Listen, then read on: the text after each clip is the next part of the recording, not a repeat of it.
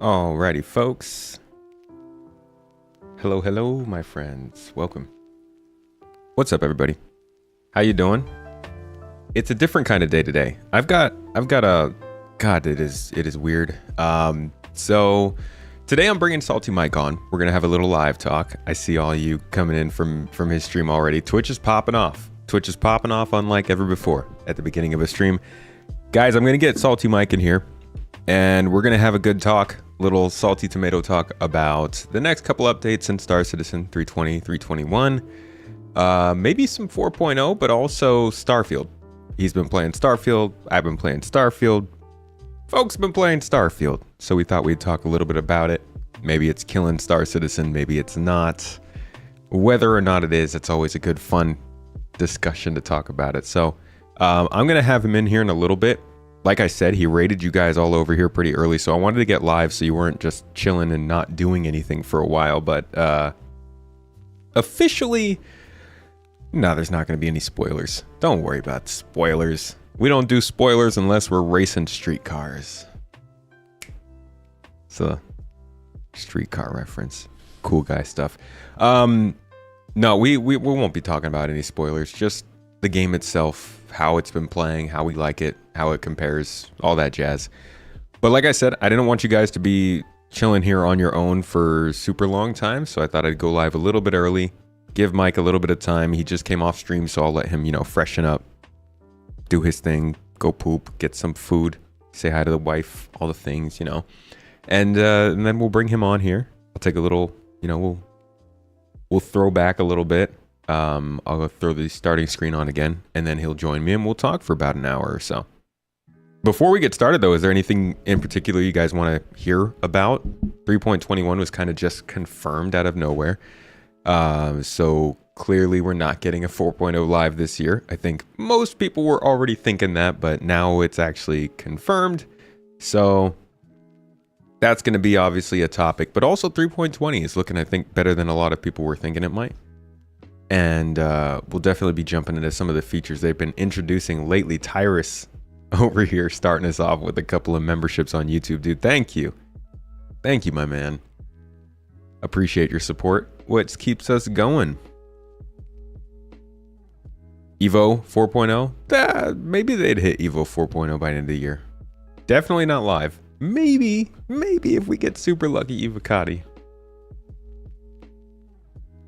You've been enjoying it. It's no sim, but it is an RPG. It is brilliant. It is Bethesda. It's just Bethesda in space. What more? That should have been what I set my expectations to. I think they pretty much hit what my expectations were. But going into this, I should have just said Bethesda in space. That's what it is. It's what they can do. It's what they've done. Plus ladders. We got ladders now. So, they're stepping up in the world. Where was 3.21 mentioned? You know what? I actually haven't seen it with my own two eyes. I've just heard it mentioned a couple of times now. Somebody mentioned that. Where was it? In Spectrum? Where was 3.21 mentioned? Can somebody... Jake mentioned it. It was a Spectrum message, right? Comment. Oh, I'm trying to find it, see if I can pull it up for you guys.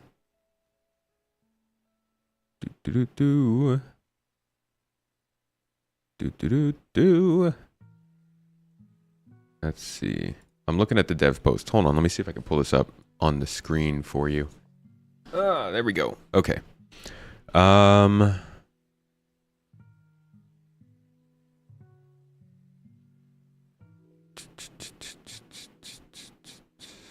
not seeing it here.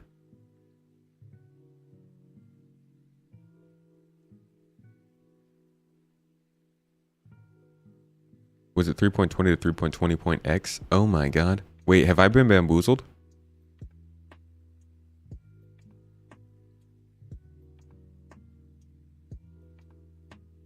Could have sworn I had seen something about 321 this year. I thought it was on the roadmap roundup, but I just went and checked that, and that was not that.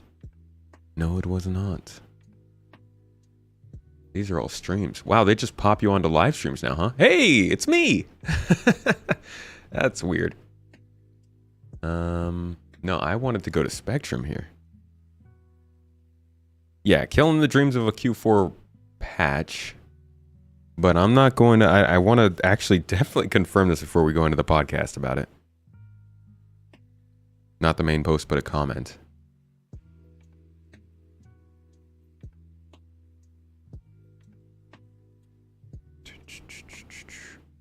Not on the patch watch, was it?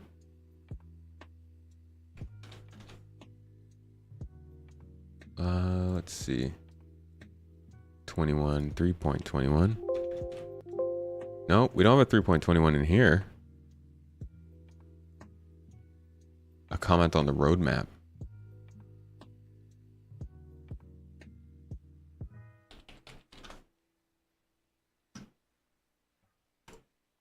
Do they have comments on here anymore? No. Join the discussion on Spectrum. And then the Spectrum link isn't actually a link. Roadmap roundup. Okay. Good morning, Omniscia. Let's see. Here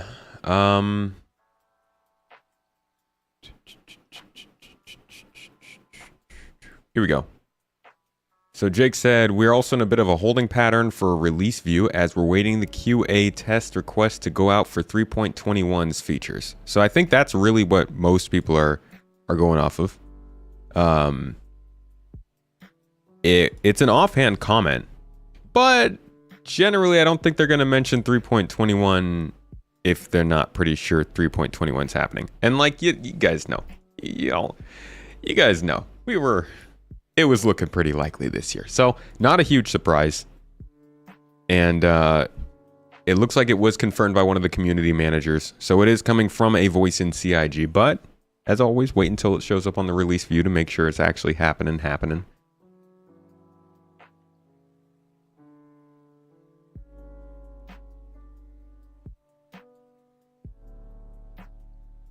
SC is the only thing that can kill SC. That's always the truth, right? That's always how it is. No game's going to come in here and just kill another game by the simple fact of existing. It has to, like, the other game has to do something to itself. I hate to use Elite Dangerous as an example, but, like, that's what happened with Elite Dangerous. No other game came in and killed that game. They hurt themselves in their confusion. It's like that. It's like a Pokemon battle. And their attack just like whiplashed on them. Odyssey was painful, but honestly, I feel like they lost kind of sight of what people liked about the game, the exploration, the massive scope, all that jazz, and went in a different direction, and then had to drop support when they couldn't get the funding to keep that going. It sucks. It sucked to see. And like, there wasn't another game that did that. The idea of Starfield didn't come in and do that. Star Citizen itself didn't come in and do that. It was Elite Dangerous that ultimately led to Elite Dangerous declining. We can hope Star Citizen won't do it to itself, but it always could. But it's definitely not going to be Starfield. Oh, good lordy.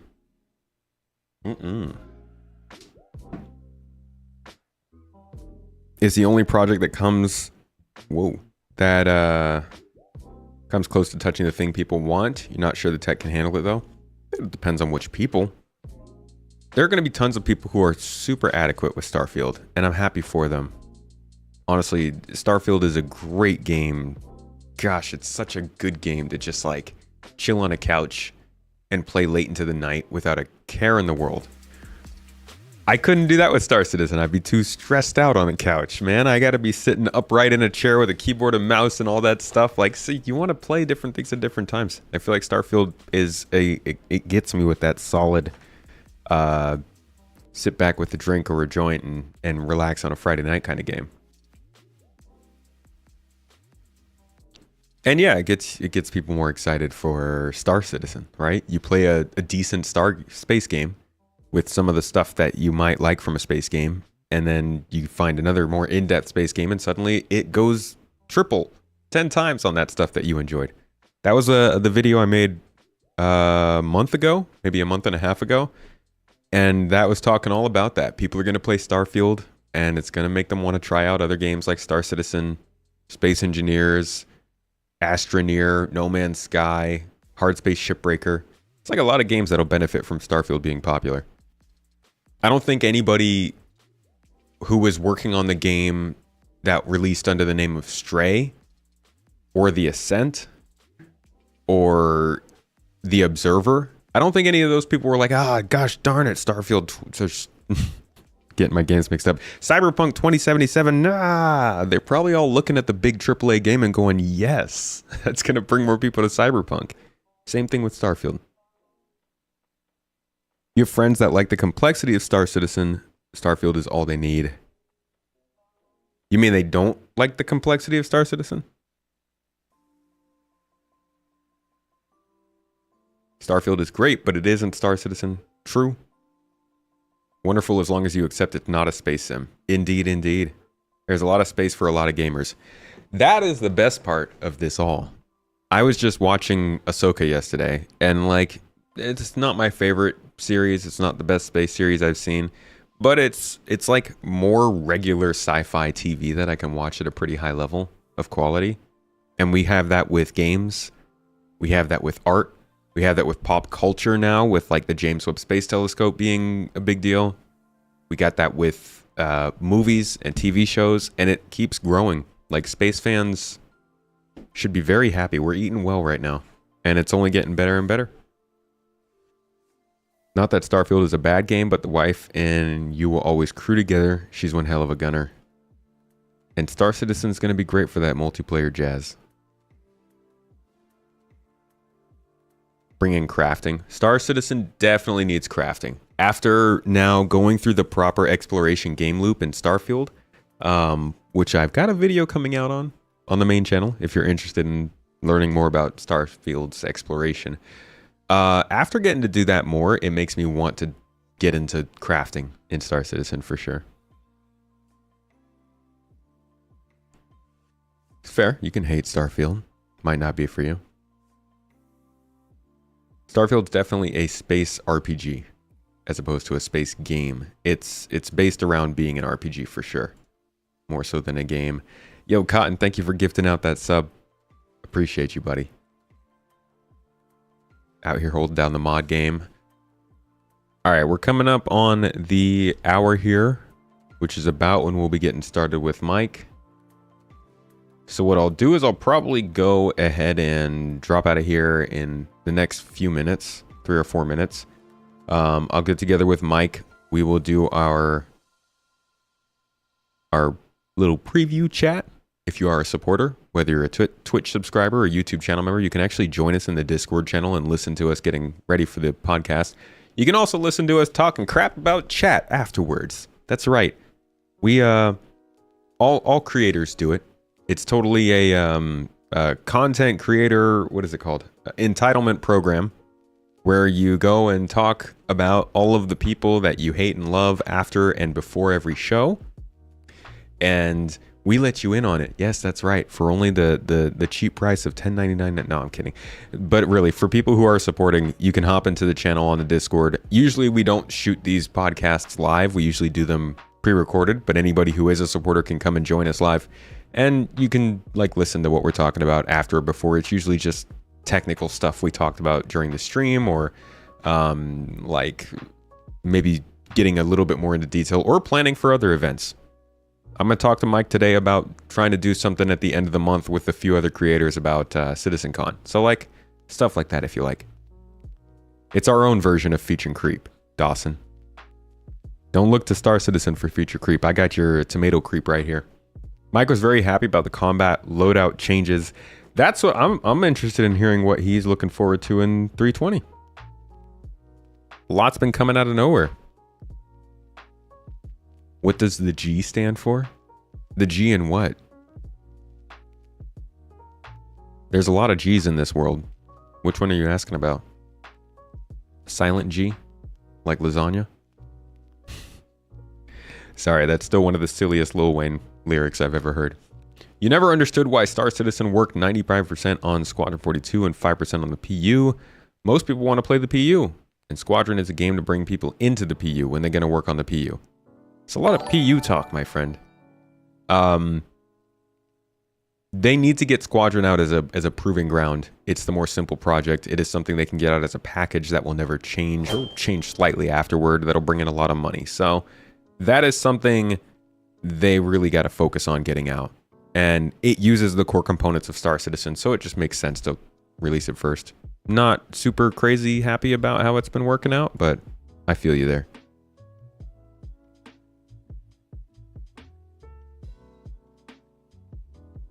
Hold on a second, guys. Let me get...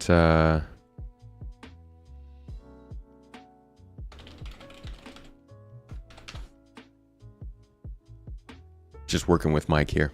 SC really needs crafting and personal habs and hangers. Yo, those persistent hangers and habs, those are big. That's big that we're missing that still. I definitely thought we would get persistent hangers at least this year. Maybe we'll get it with 321 at the end of the year, but those are pretty crucial. I think a bigger deal to our experience than they've made them out to be. And they've been pretty quiet about them.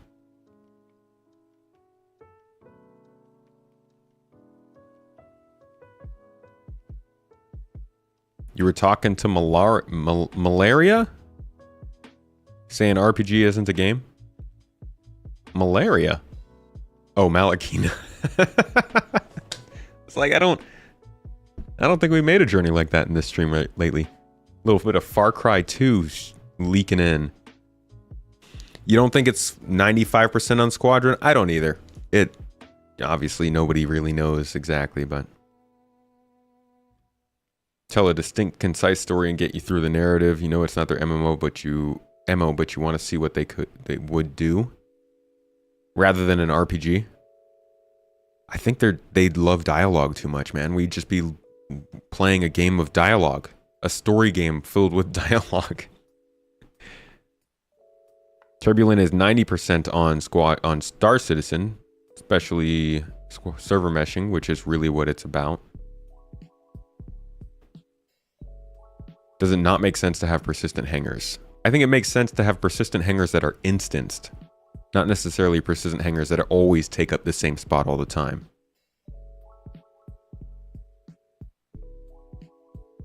Yeah, Starfield's definitely only increasing attention on space games. And that's a conversation I am looking forward to getting into with Salty Mike here in the next couple of minutes. Because he's finally gotten a little bit of time. I wanted to give it a week. You know, the game came out a week ago or so, at least early access came out, yeah, about a full week ago now. I wanted to give people a chance to play a little bit so that we could finally come to a consensus together here on the stream with you all about what impact it might actually have on Star Citizen. I think most people have their mind made up about what impact that might be, whether it's a lot or a little or in the middle. But having a nice discussion about it, sit back and chat on camera, goes a little bit extra. Yeah, just play it and enjoy it. I get the comparisons. Space games. It's like, I don't know. It's like comparing Mario Level Maker, whatever that game is called, to like the Tears of the Kingdom, Zelda. They're not super similar games, but they're set in kind of similar genre, and you know, they can step on each other's toes, and people like to hear that kind of conversation. Not direct comparison by any means, but still something that's interesting to have a conversation about. For Pyro to be viable, I think we just need good reputation. Everything else we can get by with, but reputation is the thing that's definitely going to make it different. All right, folks. Actually, I'll give Mike a little bit more time. Immersive sim versus space RPG. Exactly. It's funny though to go back to my video that was comparing the two games before they came out, before Starfield came out, and see all of the comments of people being like, Star Citizen's gonna die, this game is not, nobody's gonna need this game anymore. It's like, don't talk like that if you don't know. I don't understand why before a game comes out, people talk with such confidence and conviction about what is going to be true or what is not. All you have to do is be like, in my opinion, at the end of your comment. Just just to save yourself that embarrassment later on. Whenever I'm saying this kind of stuff in my videos, I'm like, ho ho ho, and this feature will come with 4.0. Maybe. Because just that little bit will save you from like being entirely wrong. Yeah, you leaned in the wrong direction. You didn't have your finger on the pulse. Whatever. It's better than looking like a fool though, and I guess that's kind of the problem with the internet and comments on the internet is nobody really cares if they look like a fool. That's in the past. So, whatever. It's just like, consider that, you know, before you jump into the mosh pit sometimes. The spaceship flying part of the game feels more like a mini game you play between fast travel points. Yeah, and that's where it really comes down to being a RPG, a space RPG, as opposed to just a space game, an actual space game. All right, folks. I'm going to hop off here real quick. I'm going to put you on the starting screen. Give me about 6 minutes. We'll get Mike in here and we'll get started on the game. I'll grab you some good music to play with as well while you're here. Oh yeah, that's good music. Hold on, let me play that. Switch over here. There you go. Look at that. Such a beautiful starting screen, right? Let me get you on the right time here. Then I will play some music for you. All right, guys. I will be back soon. Cheers.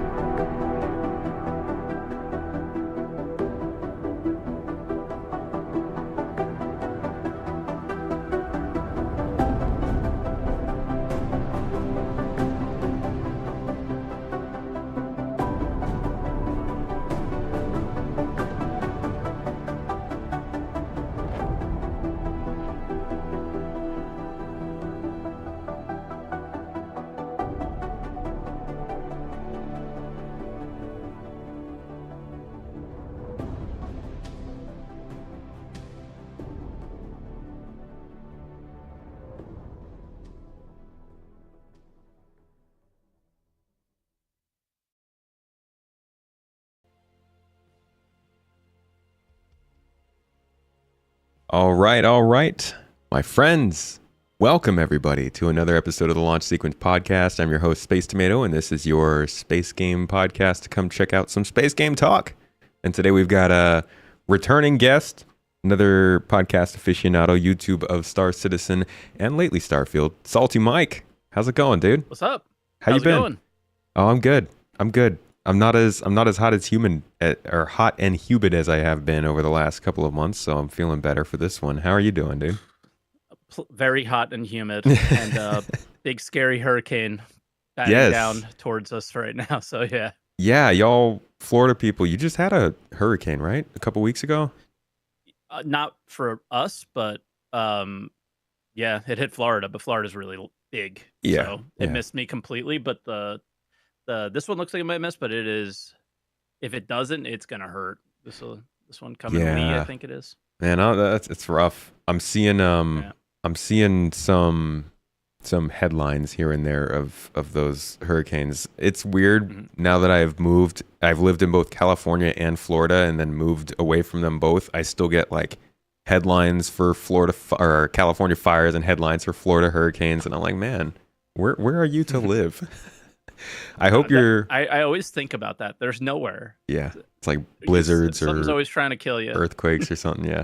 Well, I hope you guys are safe out there, buddy. And maybe the biggest hurricane to hit you this month will be Alpha 3.20 dropping instead of whatever that is out there in the Atlantic. Yeah, that'll be a little breeze of a storm.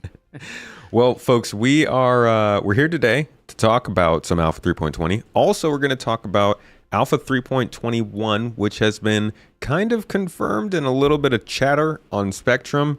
And just in general, I think we are mostly expecting. So we'll be going over those two patches, maybe talk a little bit about CitizenCon. But we're going to start the day off actually talking about Starfield. Now, there's plenty to talk about with Starfield, but I would love to just start off by getting your initial opinion after you've had, a week or so now to play it, and you've been playing on stream and getting into the story and characters and stuff. What are your thoughts so far? I probably haven't played as many hours as most people, and the hours that I have played, I'm taking my time. So, like, I have done 0 faction quests. I have done a little bit of... I've done a good amount of main story. I don't know how far the main story goes, obviously. But I have just... Wherever I go, I'm just going wherever I feel like the world is taking me at that moment, right? Just letting it take you. I get distracted from whatever task I was doing and do other things. My inventory is incredibly full with resources, and I'm just looking to craft or whatever. If I was to put a number on the game out of 10, it's 7.5. Okay. It's good. It's not the greatest game I've ever played in my life or anything, but it's certainly scratching some itches that I've had for many years. As far as I think anybody who watches the content that I make I'm very, very interested in seeing not Star Citizen turn into an RPG, but taking some elements of progression and character progression and those feelings and crafting and stuff like that, and seeing it in Star Citizen. So so it's having that in an environment that looks a lot like Star Citizen, feels a lot like the game that we've been playing. It's been nice. So that I want to jump into that a little bit more. You said you are interested in these RPG elements. We'll get back to Starfield, but real quick, how do you feel then about the whole skill system that they're talking about bringing into Star Citizen? Is that kind of what you're talking about?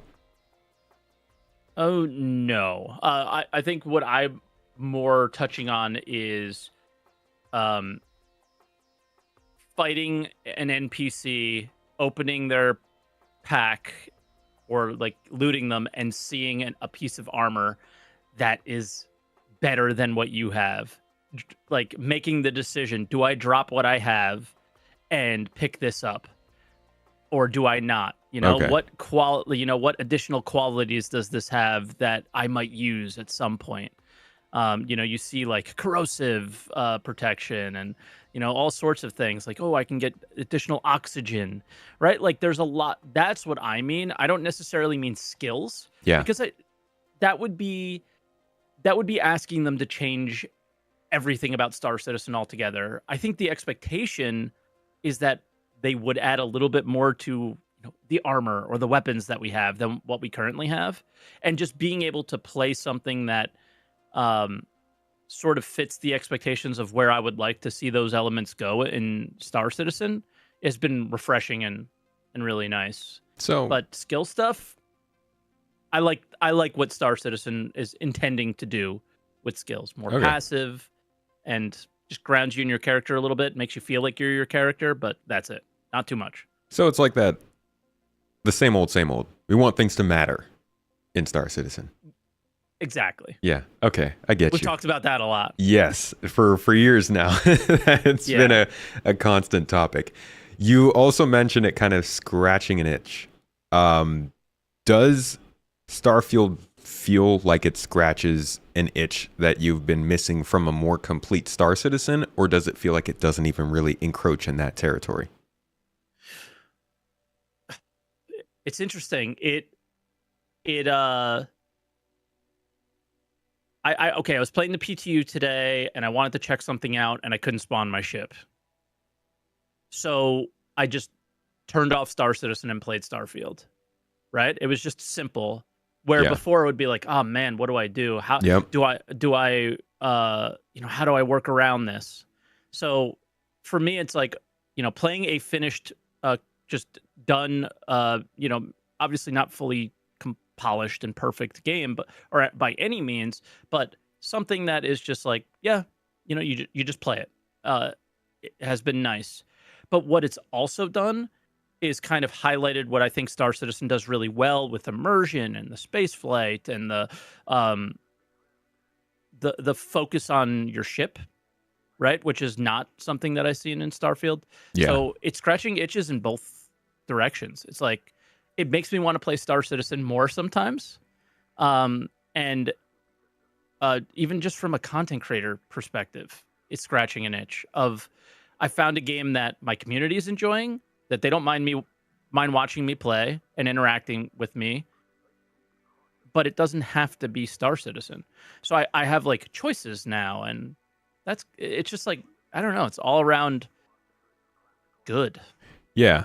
I think that's an important point, is like everybody's opinion of the game is going to be coming from different angles. Some people want it to be like their main game that they play for 5 hours every day. Some people kind of just want it to be like an extra game they play when their friends aren't online. And then there's folks who are making content from it. And it's like, you can no longer look at a game, or I guess this was probably never true. You can't just look at a game and decide, hey, this is good or bad based on a number. It's so subjective. And I think what a lot of people, at least were missing into the lead up of the Starfield launch, is like, folks aren't interested in a Bethesda RPG. At least they shouldn't be interested in a Bethesda RPG for the same thing as Star Citizen is trying to offer. It's going to leave you wildly disappointed. In both directions. Yeah. Right? Like, you shouldn't go into Star Citizen wanting it to be a Bethesda RPG. Right? So it's, you're just going to always be disappointed. And well, some people, we've spent some time on the internet here, Tomato, that some people just seem like that's what they want to be. They just want to be disappointed. Right? Oh, yeah. So it's just, you can't please everybody, and some people you can't please at all. And we're seeing a lot of that on the internet. A lot of people have opinions on the internet. Oh God. And most of them are terrible.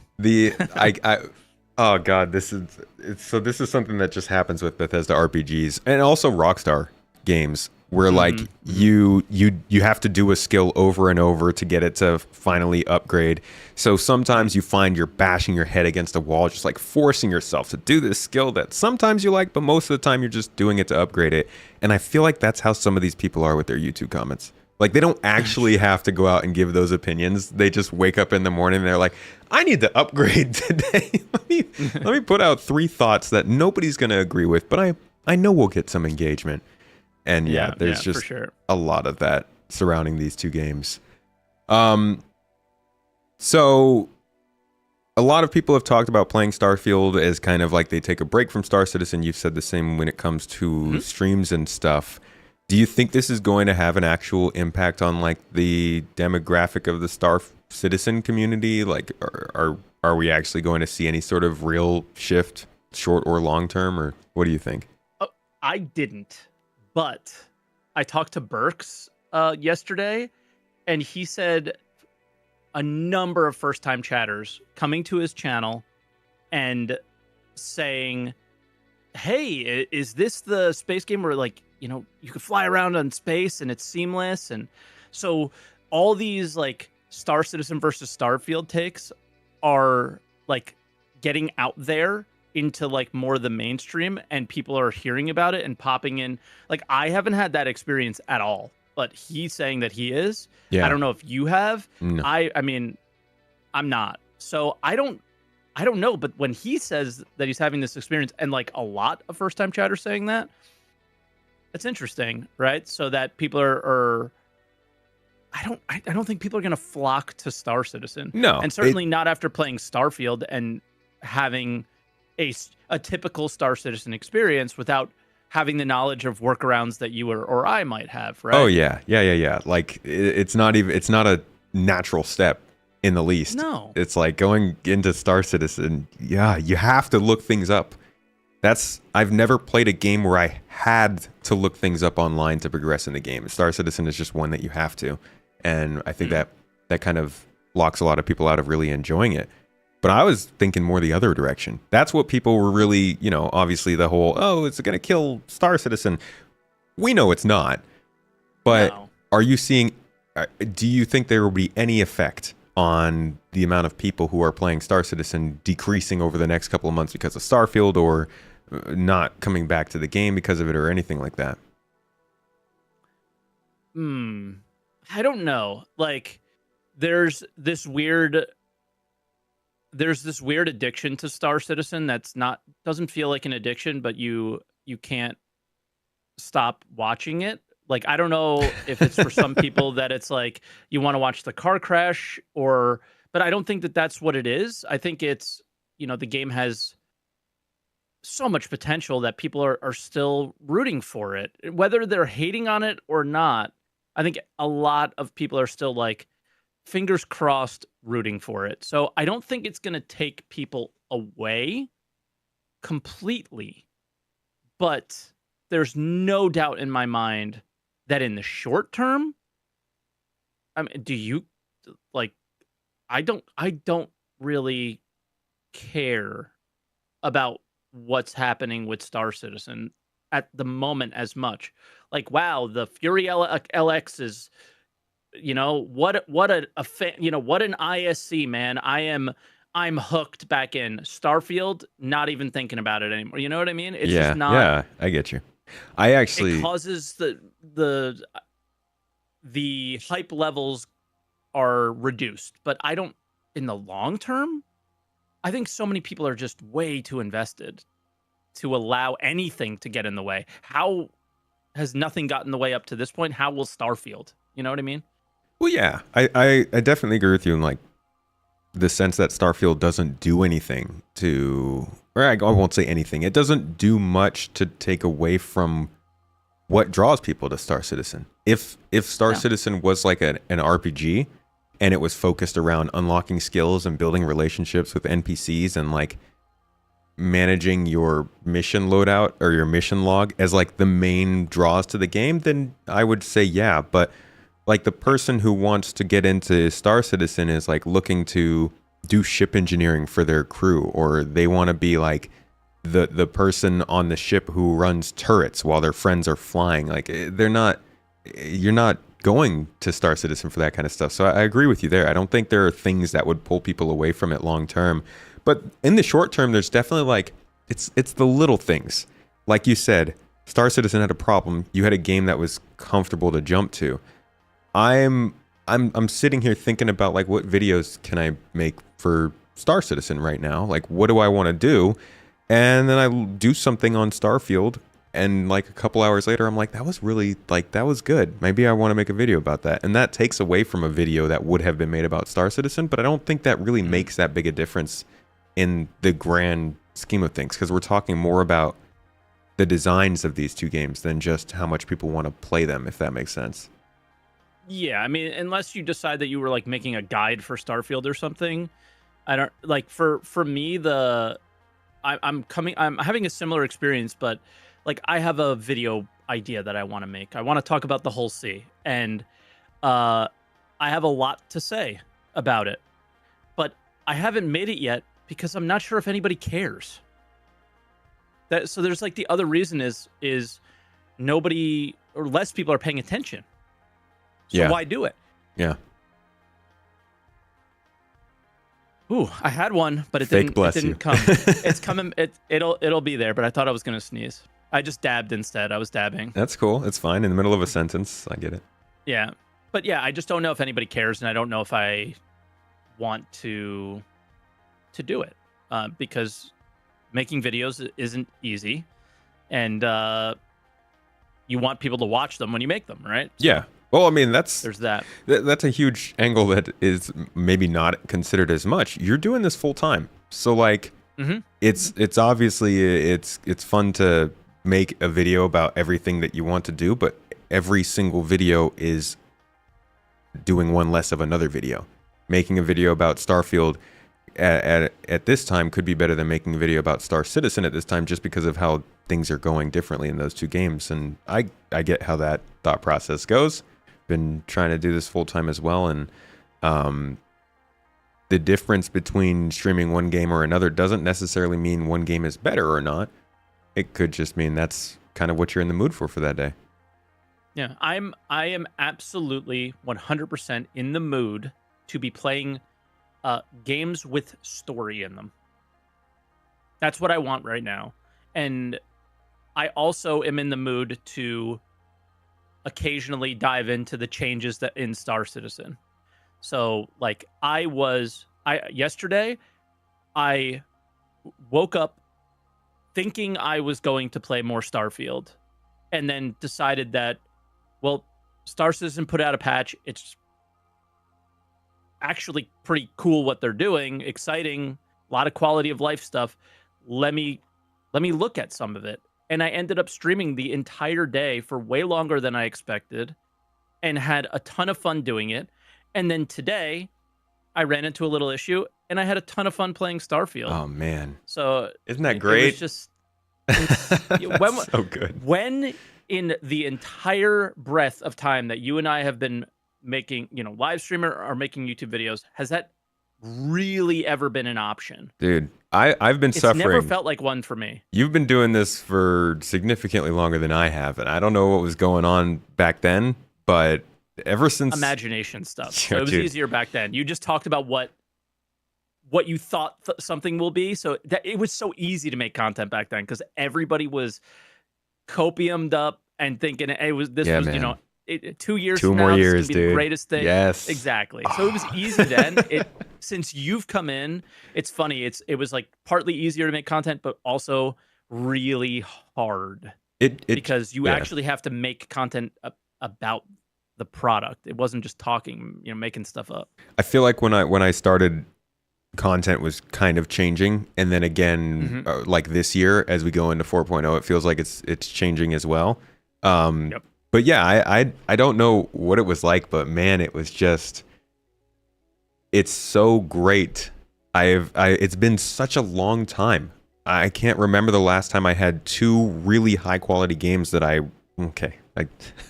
say high quality, two games that have had a lot invested into them, we'll say, that I want to jump back and forth between, because before Star Citizen, I was playing like Halo and other console games, and really I stuck to maybe one or two games at a time, and they were always at different times. But now having Star Citizen and Starfield to jump between is really nice, and I hope that this means more space games will become more common over the next several years.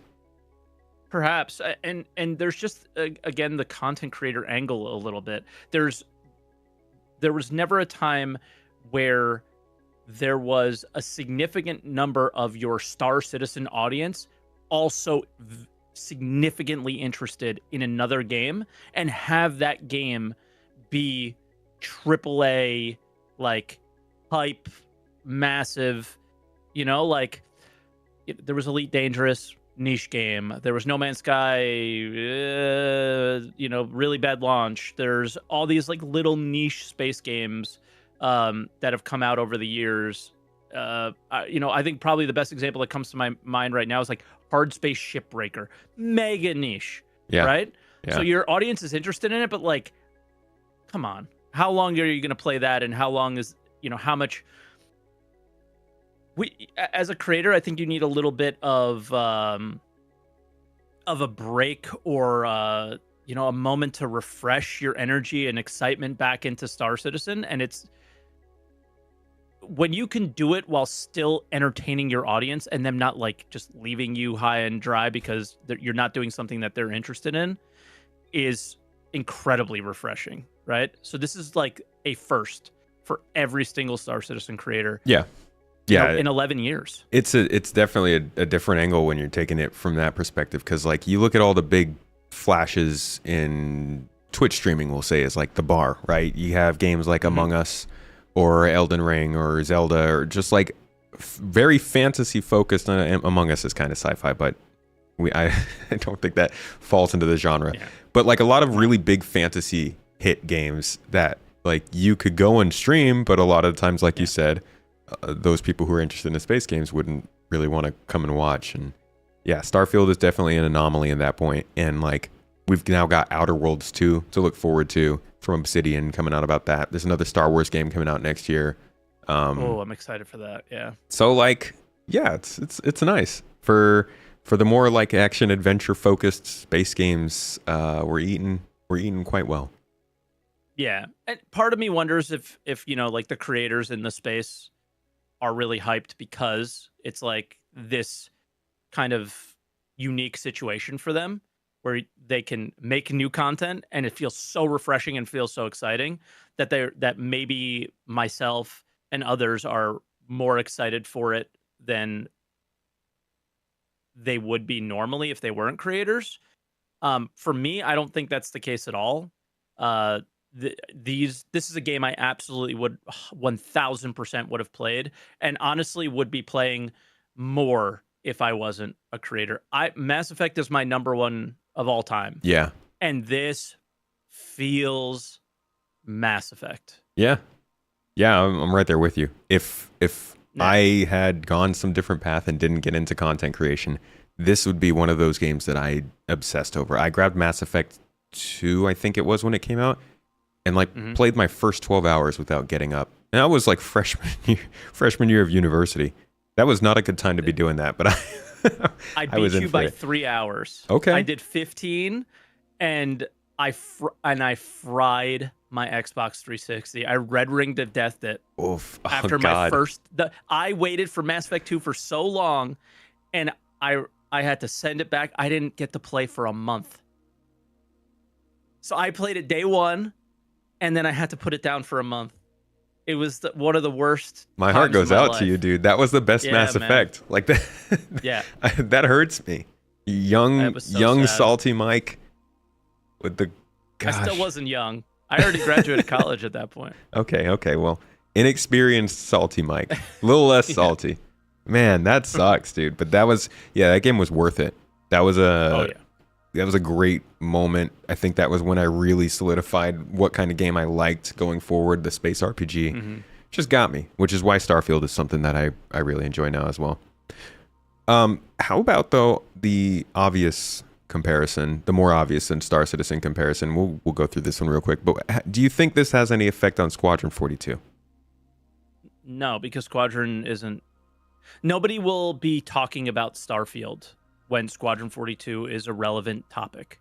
Squadron 42 is not a topic of discussion right now. No, we're going to talk about it. I'm going to invite you on for 3 more episodes this year, and we're going to talk about Squadron until you can't stand it. It's too late. I'm already at that point. It's just not a discussion topic whatsoever, and it's definitely not a discussion topic in relation to any games that are currently out. That's the hard Right? part about it, to be honest, is people, because it is getting mentioned in the community more. People are more curious about it, and as a creator, I know as much as anybody else because we know nothing. We know nothing. Like even the scripts that were leaked, the trailers that were released, they're all like 5+ years old now. I don't know. I don't know what that game's going to be anymore. So that's going to be a very interesting discussion to have over the next however many years. 2 years, right? Yeah. It's 2 years. It's always 2. Well, I mean, did you see the CR at Bar Citizen thing? Yeah. I've caught up on the rumors. You never know, but it's always 2 years, Mike. All right, don't trick folks. Yeah, sorry. My bad. It's part of the religion. Yeah. I think we might hear something about it this year a little bit though. Yeah, I certainly hope so. I mean, I will rage if we don't. I will. I'm going to put out a video of me just raging if we don't hear about it. Oh, no way. I don't believe it. I will do it. And I want to see what tomato rage looks like. Because I've never seen it yet. Ah, boy. It's a spoiled tomato, that's for sure. Not a good time. Nobody likes a hot tomato in their salad. If you do, no. Try different salads. Okay, let's talk about Star Citizen. Yeah. So sure. Thank you for your opinions on Starfield, by the way. I will probably talk more about that over the months, and like this, it's still fresh. Before we move on, actually, how many hours have you put into it? I should look, but I would, if I was guessing, 40-ish. Okay. So not a lot for how long I've had it. I took a couple days, like I didn't play on Monday. And yeah, and like I said earlier, the hours that I've put in, I'm more just like, how does this work? And fumbling with, certain mechanics and not really, like I've been telling everybody this, that I misread or misunderstood the skill system, that there was, okay, so like ballistics.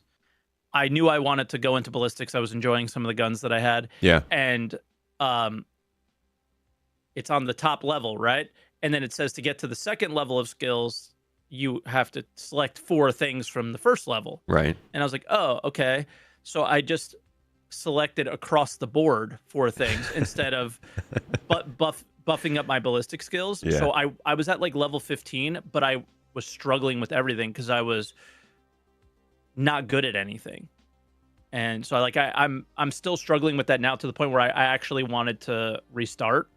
And then everyone was just telling me, like, there's no level cap, so just keep playing and, learn from your mistake and just fix it. Yeah. And it's a pretty forgiving game. Like you can kind of step back. My wife, Mrs. Tomato, she's in chat. She actually came up with a strategy that I realized after I had seen you play at one point. I should have told you, in the beginning, when she started running out of ammo and stuff, she just started using her mining laser to take out the enemies, and it actually does some pretty good work. It's effective against some things. Yeah, so like they'll help you out, but I get what you mean. I played this game early. I did a full review, all this stuff. I'm pretty sure I have less hours in the game than you do now, because I've just been jumping in for like an hour here or an hour there. And I've barely moved past that first row. There's just genuinely a lot of stuff to do in this game, to a point some people are saying that's a con of the game. I personally really like it, but there's a lot to discover. Yeah, I think people just want to finish games or something. Like, all right, I play it, 20, 30 hours. I want to be done. I don't want to invest like hundreds of hours in my life into this. I want to move on to the next game, right? Yeah. We got Cyberpunk coming. We got, for me, City Skylines 2. There's endless games that are coming out right now because we're coming into the holiday season. So, okay, let me get through this and get to the next thing. And, I want to play more Armored Core 6, things like that. And I think that might be something but for me, I'm just going to take my time, and I want to play this game throughout the next 6 months, Yeah, year. a long time. I don't care. I think people get a sense of FOMO, man. They see like these posts on social media of people doing cool stuff, people talking about New Game Plus, talking about seeing the coolest mission, and you get like a little bit of FOMO. You want to get through it faster, but it's just a lot. And who cares? Yeah, enjoy it at your pace, man. Oh yeah, dude. Enjoy it. Allow yourself to enjoy something. Yes, that's why we don't do that anymore. That's why I still in haven't any aspects of our lives. Yeah, it's why I still haven't finished the first season of Arcane. I am drawing it out until the next season. I haven't either. It works, folks. It's a valid strategy. Just hold back. You can, I promise. It's helpful. All right. Now we get into Star Citizen. So, boy. This has been a year. Okay. It's this summer has been a summer, but we are now starting to hear about the next update with Alpha 3.20. Doesn't necessarily mean though that we're not out of the drought. Does it feel like we're moving back into more active time, or do you think they're still going to hold us down under a pillow while we wait for CitizenCon? Okay, well, it depends on how you look at things, right? So this might be coming from the way you phrase the question tells me that it's coming from your perspective on like I cover Star Citizen development and I cover like what they're doing, and they're not telling us about what they're doing. But what they've done in 320 is a lot. So I don't feel a drought. Is there one major, huge, like, video crazy feature in 320? No. But are there 10, 20 interesting little changes that are like, wow, I've been waiting for that for a long time. Ooh, that's a nice little change. Sure. I mean, we obviously don't have a game to play, and progress in your how we would hope or expect. But I'm looking at 320 as I will feel the drought sooner than I did in 319. I will feel the drought sooner than I did even in 318 when I couldn't play it. But right now, I still think that they're like cooking, and I like what I'm smelling. If I don't know how else to say it. Yeah, no, it's the sirloin in the kitchen. Yeah, man. There's a lot of. I mean, they added combat logging to the game. Did you have any expectation that we were going to get something like that soon? No. I don't think they've talked about that at all. Nope, they just did it. And it was like, whoa, okay. Like, that's a big deal, but there's still so many other things. Sure. Like, Xylo came into my chat yesterday and asked, like, what other quality of life changes would you like to see? And some people in chat, like, just went off and said, like, ridiculous things that there's no way you're going to get. The Endeavor. Like, whole giant features, right? Yeah. But, like, simple things like VoIP working consistently. Maybe moving the VoIP button from numpad plus. Some people don't even have numpads to like V. Maybe you'll get a little more traction because maybe it is working. They just don't know what button to press. Yeah. Little things like that, right? The game we have now, I have been enjoying more than ever. So 319, I was playing almost daily with my org. I've never done that in all the time I've played Star Citizen, was play it off stream for leisure. And all of the things I'm seeing in 320 make everything I was doing way better and more fun.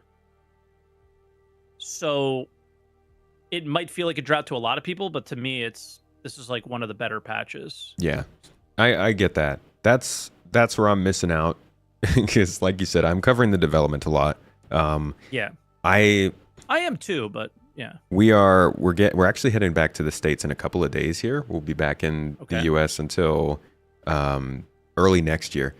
So like my time zone's going to line up a lot more with my Oregon stuff. I am looking forward to trying to get in game and actually enjoy the stuff that's been added to the game and maybe was a little bit unstable towards the beginning of the year, but now it seems to be running a little bit better. What kind of stuff are you finding to be good in 3.19 and improved with the 3.20 PTU so far?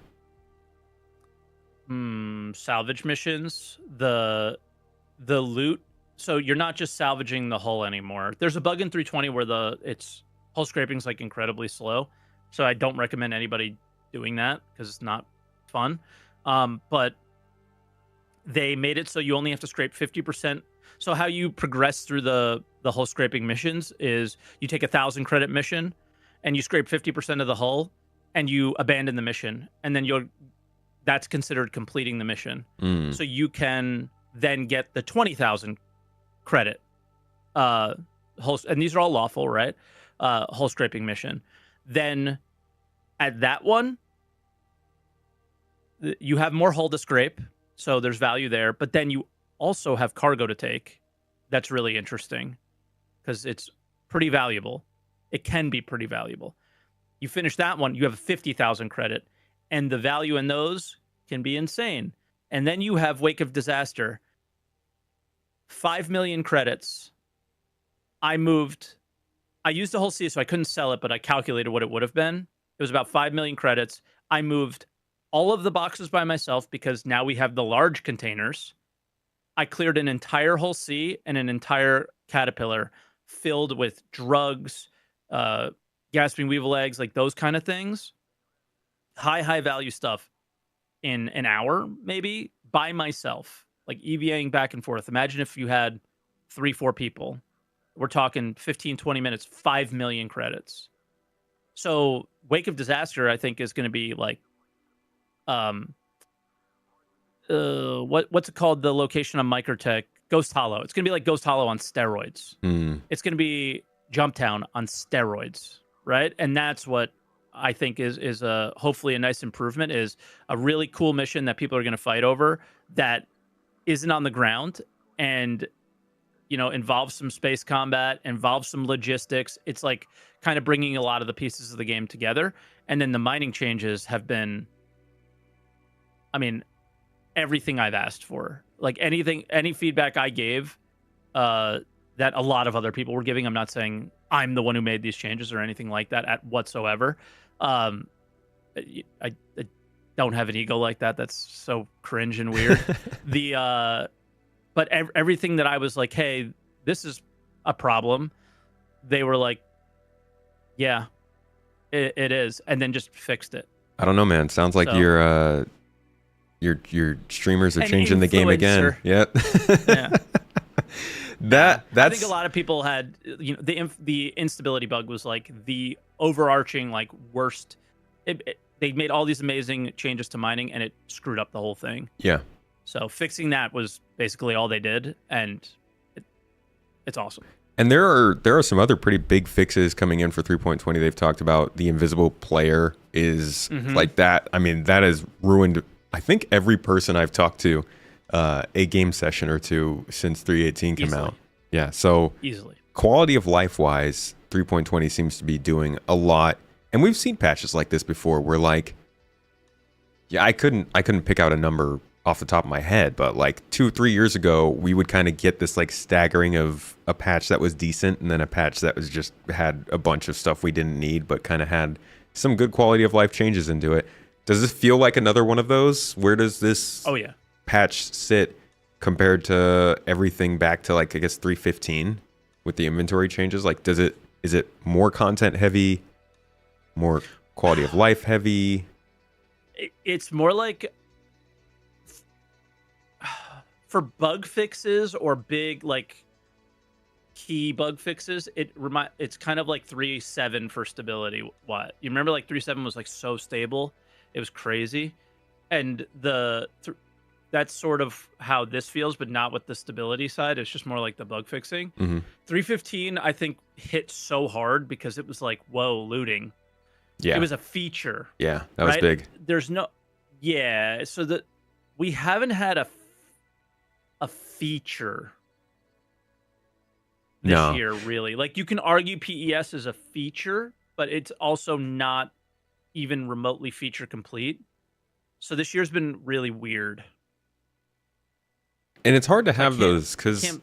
salvage could have been, but it's still just a profession. Whereas like looting was like every single person in the game got to benefit from looting.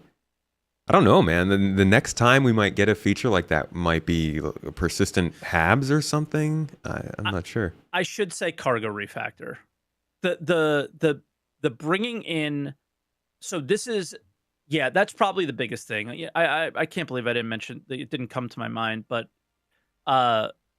going back to playing with my org, one thing that we would do a lot is we would go to Wake of Disaster, and nobody would go there because there was no reason to, but we would take a bunch of vultures and we would salvage these huge ships and vultures, and we would be moving the boxes outside of the vultures and putting them in big ships, but they're only one SCU.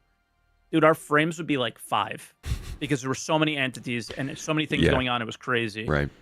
The fact that they have brought us 2, 4, 8, 16, 24, and 32 size boxes, it's such a game changer. It touches everybody, I think. Yeah. And on top of that, something that isn't in the game that was called out in the initial notes, so it's not an Evo leak, I don't think. If I'm Evo leaking, I'm sorry. I also don't care because CIG doesn't enforce their NDA whatsoever. So why should I? Are you Evo, or do you care? I'm not. Do you mind? I don't just mind. In case. It's a very minor thing, but also very cool. Is the I'm 99% sure it was in the notes, so it shouldn't be a big deal. Any box now, and not just boxes, guns, backpacks, the undersuit box when you take it off goes on an inventory grid and sticks to it, like the old 1SCU boxes did in the last patch. So, organizing your ship with stuff is like, you can think of something that I really wanted to do was gun running. You can now place a 1SCU box or a 2SCU box that you create with a ship, put it on your cargo hold, put a gun on top of it to signify that this entire box is filled with FS9s. So you're saying that stays. You're saying like player created boxes snap to the grid now? Not just player created boxes, like anything. Nearly everything does. Oh, that's yeah. So you could snap a bunch of like boxes of armor in a cargo grid? Yeah. Yep. Oh, that's nice. But it's not working currently. So when it went to Wave 1 PTU, it broke. Okay. But it was in the initial Wave 1 notes. Yeah. So hopefully they'll fix it. And that kind of thing means they're experimenting with it. It's kind of like how we see the FPS emissions readings at the top of the screen in the PTU. We know that's not going to be in the next patch, but they're finally experimenting with it. This is something that we can start to see some progress on. That's nice to hear, man. Yeah, stuff working with the inventory snapping is great. And like Arena Commander stuff, like I've been playing Gun Rush just for fun on my own, like a lot. Yeah. So yeah. Arena Commander is also, I mean, that could completely change how Star Citizen is experienced for a lot of people who maybe don't want to get into the PU, who just want to experience Star Citizen's mechanics and just like get in and shoot some folks or do a tank battle real quick or something like that. That's very good. And a good call out too with the cargo refactor. I'm kind of interested actually, considering we're getting, I don't think what I expected to be getting at this point with the cargo refactor, with just the boxes and not the freight elevators, not the actual physical loading or the timers for everybody else. But would you have preferred it being done like this and slow rollouts of the cargo refactor? Would you have liked for them to have waited until it was all kind of ready to come in with the freight and the economy and everything? What do you think of this rollout so far?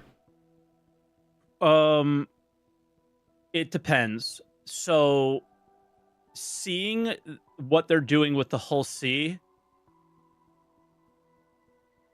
have you, I'm assuming you jumped in and tried it. A little bit, tried to cargo haul with it? Yeah. It's ridiculous. It's so stupid. It's a pain, yeah. Yeah, it makes no sense. Excuse me. But they somewhere, I think it was an ISC, I can't remember. They were not really sure how the whole sea was going to react or what was going to happen or whatever. Um, performance wise, I think, or technical wise, I don't know. So I don't think that they care. I think they just wanted to throw it in. It just comes down to, I'm okay if they do it this way as long as it doesn't go down the route of mining did for many years, or looting is doing right now, or inventory is doing right now, where they're not iterating on these things. They put it in and they said, all right, see you later, guys. We're going to make Squadron 42. That is something I don't want to see. We're lucky that it's the NAPU team that's dealing with that stuff, so they don't work on Squadron, right? Yeah.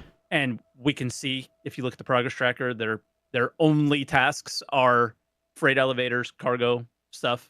So hopefully they keep iterating on these things. It's fine to do this if you're going to listen to your community's feedback and address that feedback in a timely manner. It is not okay to deliver a really crappy, unfinished inventory system and then ignore feedback for years on end and not improve on them, right? So it depends on what direction they go. Then I think it's good, or I think it could be really bad. Yeah, it's one of those things that is kind of hanging in limbo, and we're not really sure what they're going to do with it, because that also comes in line with like the whole idea of they want to allow us to do inventory management from the first person as well. Now we're reading in monthly reports like with loot and ammo, things that we assumed the inventory would normally do from the get-go. And so it's like, okay, are you going to have a third-person inventory, a first-person inventory? Are you going to combine them? What is the plan here? That's been a little bit frustrating, not knowing where that's going. And like, dude, I used that mission where I took all the stuff off of the C2 and the Caterpillar. I put all that stuff on a Hull C. Guess what? I couldn't sell it anywhere. Right? There's nowhere to sell it because the only places that are buying, because like the current loop is very limited. Yeah. And if you really look at the Hull C, the potential for the possibilities there are like endless. The economy, to answer your initial question, like everything I'm seeing with the Hull C excites me for whatever the future of the economy kind of is. It's like you can kind of see it. Seraphim, Port Trustler, things like that are like the Port of New York, or and you can really see that like we're really moving bulk things here. But then you see really stupid things like, well, I attach my Hull C to a docking collar nowhere near the cargo grid, and then I have to remove myself from that and go somewhere else to gather cargo in this like weird system that doesn't make any sense. And it's just what Star Citizen has done forever, right? Which is always put the ship before the gameplay. Yeah. And it's something that I know really upset you, that when you talked about one ship that still doesn't work even after all the cargo refactor. Yeah. The Argo. The good old Raft. There we go. Yeah. So yeah. it's like you got to stop putting the cart before the horse. I mean, it's a puzzle being built, and like we don't get to see the instructions. Though. I mean, maybe not backwards, but like I understand that there are certain things with the cargo. Like I would say for sure that I want the economy to come in and be figured out with commodities before the Hull C is brought in to move that stuff around. And that's what we all thought was going to happen. But at the same time, I don't necessarily I don't know if I expect the freight elevators to be finished exactly at the same time as the Hull C, or for the Hull C to be held back until the freight elevators are finished. I'll say that, hold it back, but at the same time, like get it in game so that we can test it and play with it and know how it works. So I don't know. I find it hard to, I guess, say how the order that things are added should be. But Can I'll I give you an example of yeah, what I mean? sure. I think the best example I can give is uh you remember the RSI mining ship thing that we voted on Yeah. at CitizenCon? Hmm. I don't all I want them to think about right now is that they want to make an RSI mining ship that is somewhere between the Mole and the Orion, which is all they've told us about it so far. That's all I want them to think about until they have gathered the feedback on how we are going to mine and how they want the system to work. So taking certain steps for you know what, that's not a good example. The best example is the Reclaimer and the Vulture. So the current implementation of the Reclaimer and the Vulture is it shoots out this little one SCU box. The Vulture is a two-person ship, but is pretending to be a one-person one. Yeah. The Reclaimer is totally, needs a complete rework as far as the system is how it's gonna work, because they designed the entire thing, final art this thing, internally, before they ever thought, years before they ever thought about how the system we're going to be interacting will work. They had a plan in their head, but never tried to implement it. And we all have followed Star Citizen or other games and understand that, things change. So then why are you finalizing ship art when things are going to change, right? So for me, this is an impossible task for them to do because they obviously still have to sell ships, but ships that require gameplay that is nowhere near a final state, like salvaging right now, I don't want to see another salvaging ship get made. As bad as I want to see another salvaging ship, what it might look like, the external, like what company they'll use, whatever. We all love the spaceships because that's one of the best things the Star Citizen does. I don't want them to finalize any of it. I want it to be a gray blob, a square blob that does nothing, that I can't see anything, but they have the idea of how we'll interact it. They don't, that's what I mean by backwards. They don't think about how we're going to interact with things because they don't know how we're going to interact with things. Yeah. So the whole C is luckily something where they can, I think, easily change and work around those things. But things like the Prospector, things like the Mole, things like the Vulture Reclaimer, these are not easy changes. These are entire reworks, making new ships potentially.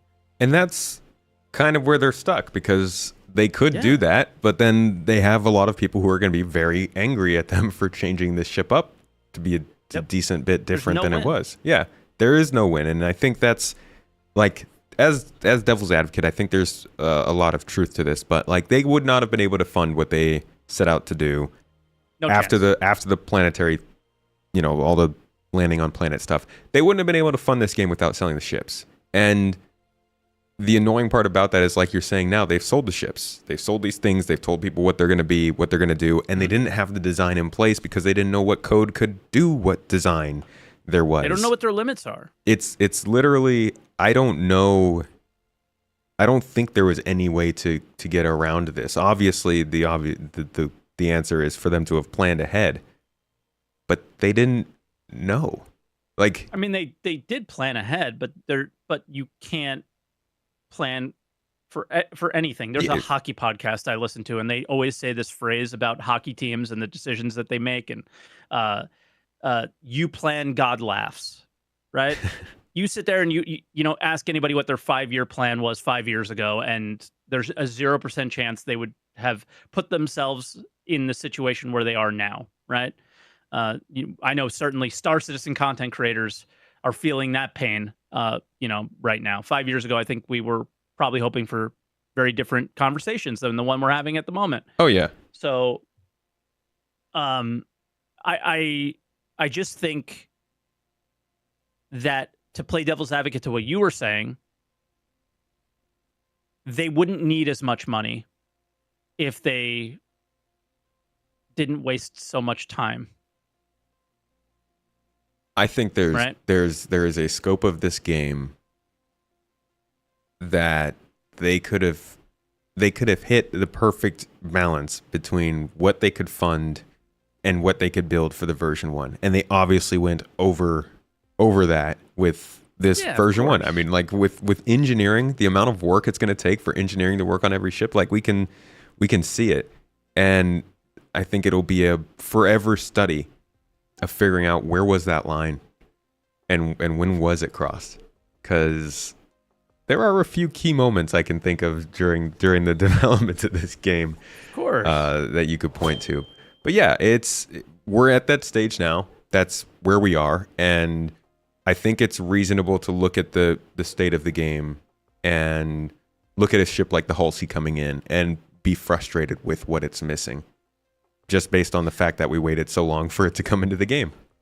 Sure, and I'm not. I think I'm okay with what it appears like they're doing. Is they didn't know there's no way of knowing the effect it will have until we get out there and start putting 4,608 SCU on a ship and fly it around, right? So as long as they take our reactions and actions with the ship and go, okay, here's all the feedback. They don't want to be going back and forth and all this stuff. Very similar to what we're seeing with mining and salvaging and some of the, like, just next patch, bang. Reacting to our actions and improving on them. As long as that's what we're doing, I am happy, Mike. There's not going to be an angry bone in my body about the current state of it. But the only time that I'm going to be like, oh my God, is the 320, release video when it's, all about the whole, look at, this is released. This is the best thing ever. And it's not, like refueling anybody. Name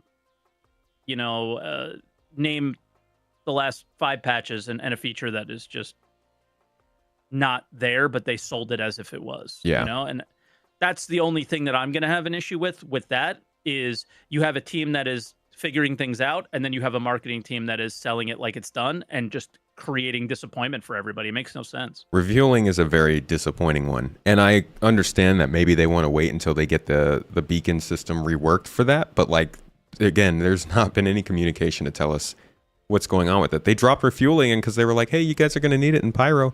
You're definitely going to need to refuel in Pyro. We'll make sure this is working for you in Pyro. And like, they wanted to have Pyro out at the beginning of this year. Where's refueling? How about the beginning of last year as well, and the year before that, and dude, CitizenCon Pyro again? It's hard to be excited. Here's what I hope they do. And they kind of did this last year with CitizenCon. They focused more on 4.0 than Pyro itself, which, yeah, okay, yeah, do that. Like, tell us about things that maybe I think we all kind of understood. They won't all be 4.0. They'll be like 4.x.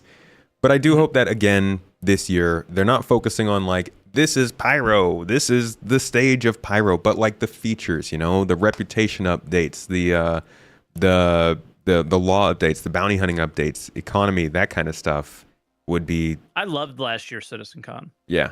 I'm not looking forward to this year's. Because you think they're going to do a keynote?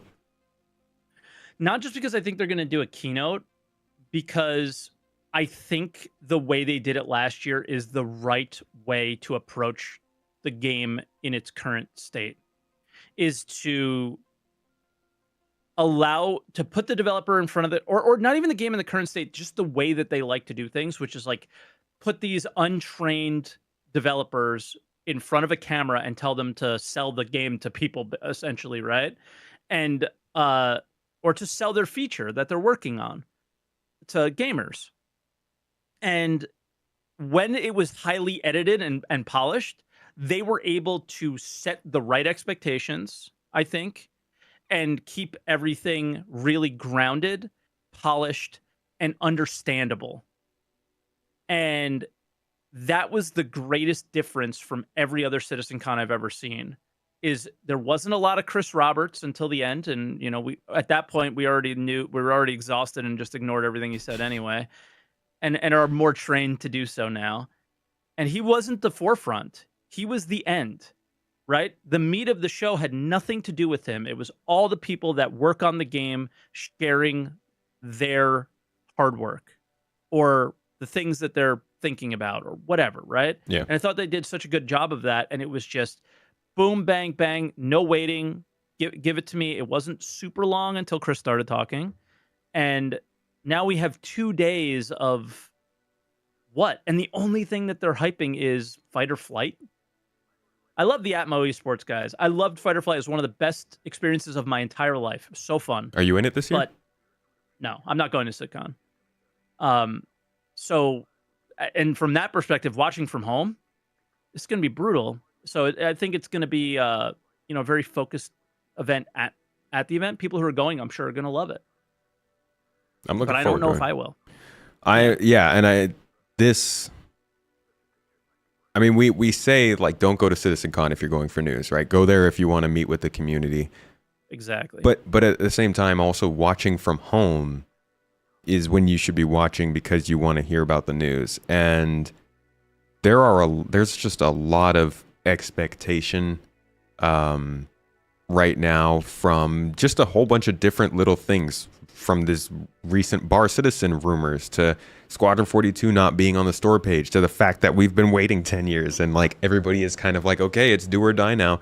There are a lot of expectations going into this CitizenCon, and I don't know how it's going to turn out for folks. What are yours? Oh man, what are my expectations? I'm expecting them to have recognized that last year was good. That cutting it up into the panels, and I mean, like you said, they were all edited and prepared. It's just different from when they get on to the stage and they get live, because they've done panels before. They've had people come up and talk about their stuff. And I've never been to one of these Jared live. Can say, no, don't say that. Don't phrase it that way. Right. I've never been to one of these live, so I've never watched a panel. Like, I don't even know what it's like to see the panel in real time, because I've always just skipped around and rewound and all this kind of stuff. So it's pretty hype. Yeah. Yeah, there's a lot of energy in the room. Yeah, man. I'm guessing especially this year. Oh yeah, I mean it's a place where everyone that's there is there because they're excited, you know? So there's a different energy about it.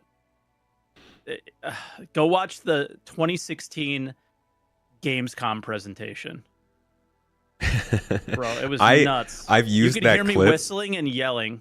I've used that clip so many times of when they stepped on Delamar that first time and everybody just lost it. I've used that in so many different videos because the energy was definitely there. Yeah. And really all I'm hoping for this year is just some good news, man. I mean, every year I'm like, oh yeah, I hope to see this feature, I hope to see that feature. We're going to see new features. We're going to see... What's good news? That the stuff that we're seeing is actually going to be in 4.0. Like, if we got to see a good representation of an interesting game that had reputation working, that had AI working in some way, that had a mission run all the way through and have a decent story. These are the things. This is literally like, what am I? I'm going back to CitizenCon 2019. This is exactly what it was. They literally had you meet somebody with some AI that worked. Those AI got out of a dropship. They flew you to a base. You got out of that base in this new location. You went and did a mission. You went out in survival, and you got exfiltrated. All that stuff. I'd love to just see that work in an environment that I know is 4.0, and I know that we can get in a decent amount of time. Of course, whatever we get is going to not play as well because of the network issues that we don't understand where they'll even be by the time we see 4.0 or 4.1. But just knowing that the work we know has been going on, we've been reading about in monthly reports, we've been seeing on Star Citizen Live, we've been literally talking to the developers who have been working on these missions and doing this stuff, knowing that that's going to come together in a build in the game that people can play is good news. Yeah. So I don't need them to be like, oh, we've got Nyx here too. Check it out. 3 systems. Whoa. Like, just show us the game that will work for people. with the basic systems we talked about. Yeah, and to take what you're saying and just phrase it a different way, I feel exactly the same way. Just show me that you're not wasting time. Yeah. Do not show me an ArcCorp you are not going to use. Do not show me uh, a mission where the NPCs were on a specific path and you crouched behind them pretending like they couldn't see you. And don't waste my time. Don't waste your own time. To CitizenCon shouldn't be. It will sell the game, no matter what you show, because the visual representation of Star Citizen will always sell it to somebody new, because they're going to see something that is just mind blowing, and it will always excite new people to play the game. But those players have to join the game with an expectation of that when I do buy into this, that like my money's going somewhere good and it's not being wasted. Or I don't know how I'm not really phrasing this correctly, but because I don't buy anything anymore. No, I know what you mean. So it's not like you're wasting my money. They've already spent my money. My money's been gone for years, so it doesn't matter. And I think that's how they treat us a lot now. Is it does feel like they're just looking for new money. But the idea of don't waste time anymore. Do the right thing. Just be good people and don't waste time, and show us what you're working on. Don't show us your intentions for Star Citizen. Nobody cares anymore. Well, I don't want to speak for anybody else. I don't care anymore what your intentions for the game are. I want to know in the short term what cool stuff can we do, and what's it going to be like, Yeah. And that's really all I want to see. I think the most important two things would be to show us, like you said, in the short term, what are we going to be able to do with the game? In the long term, where are you? What is your overall goal? Like the last time they gave us a truly long-term idea of what Star Citizen is doing, I think that was 2018, Road to Release, when they set out all those things, and they ended at server meshing. We're about to hit server meshing. We don't have any sort of like long-term vision of what they're doing with Star Citizen right now. And that's why you get so many polarizing conversations. Everybody is talking about Star Citizen like they know what it is. You don't know what it is. I don't know what it is. Not a single YouTube commenter knows what it is. Not a single person in this Twitch stream knows what Star Citizen is. And I'm also convinced that they're not entirely sure either, right? Because we're experiencing it. They're putting things in, seeing how we react to it, and adjusting based off of that, which is a good thing. Gathering feedback and making it better. I think we're going to end up having a better game for it. Think Baldur's Gate, right? Lots of situations like that. Gathering feedback is a great thing. But the players coming in are, and this is where we're getting this dumb, these dumb Starfield takes, these dumb Star Citizen versus Starfield takes, is because everyone had an expectation created for them for whatever reason, whether it was a CitizenCon, a YouTube video, a Space Tomato video, a Salty Mike video, a Morphologist video. We all have our feelings on the game, and what it might be and what we think it could be, but we're all clueless. Yeah. So it's hard to. I would love to see that. I would love for them to say, this is what the end game for an org would look like. This is what the end game for a certain profession like salvaging is going to look like. Because how do you develop towards these goals? How do you develop a ship like the Hull Sea without knowing what it's going to be? It makes no sense. Little tweaks are fine, but they're making massive ones. Yeah. And we're still looking at the game's future from the perspective of the features they talk about, rather than like the overall design of the game. Like I could talk forever and ever about how crazy cool the quantum economy will be, and like changing and shipping stuff to this store and having it have this effect, and knowing that mining will pick up to account for that. But that's because we know about quantum. Like, they haven't said that's actually what's going to happen with Star Citizen itself. And I think that's why expectations end up going so high so often. People are like, hey, I'm going to make a city. I'm going to start an outpost to make a city on the moon. We don't even know if they'll let us do that. Yeah, what I know it's a sandbox, but there's plenty of sandbox games that have, they push players in directions of like, here's some enjoyable thing that you like to do. Go, go progress in that direction. Go feel inspired to do these things. And usually there's like this big overarching reasons to do them. There's gold sinks. You need to go make money. Fuel costs or component costs or whatever, name a million different things. There's what is the motivation for the game? And there could be a number of different motivations for a number of different types of players, PvPers, industrialists, all sorts of things. I don't want Star Citizen to become Eve at all, but when I looked into Eve, it was very, we're looking at I just hear this argument in my YouTube comments all the time when I try to talk about Star Citizen and making it a game, and people go, it's a sandbox. Well, Eve is the ultimate sandbox. But Eve motivates its players to want to do things through features and gameplay and things like that. Talk to me about that. These are the SCLs I want to see. These are the ISCs I want to see. Stop teaching me about game development. It might be something you're interested in, Tomato or others watching the stream, but not me. Why is Starfield talking to me? Because it's a game. It's not. They're not talking to me how they made the game. Yeah. It's just not my. It's not my interest. One of my favorite Star Citizen Live episodes, I think, would be to get the missions features team and the narrative team on a talk together. Because then you've got the people who are in charge of the mission names, the mission function, the economy, and reputation. And you could just. Yep. Oh man, that'd be such a great show. Because I think you're making like a great point. Doesn't it feel like they obviously need each other, the different teams sometimes, but don't you feel like they're creating things in a separate little box? Yeah. I think like one of the best examples was the initial salvage missions are made by so salvaging hull scraping is made by the EUPU team. Then the mission is made by the mission team in the EU.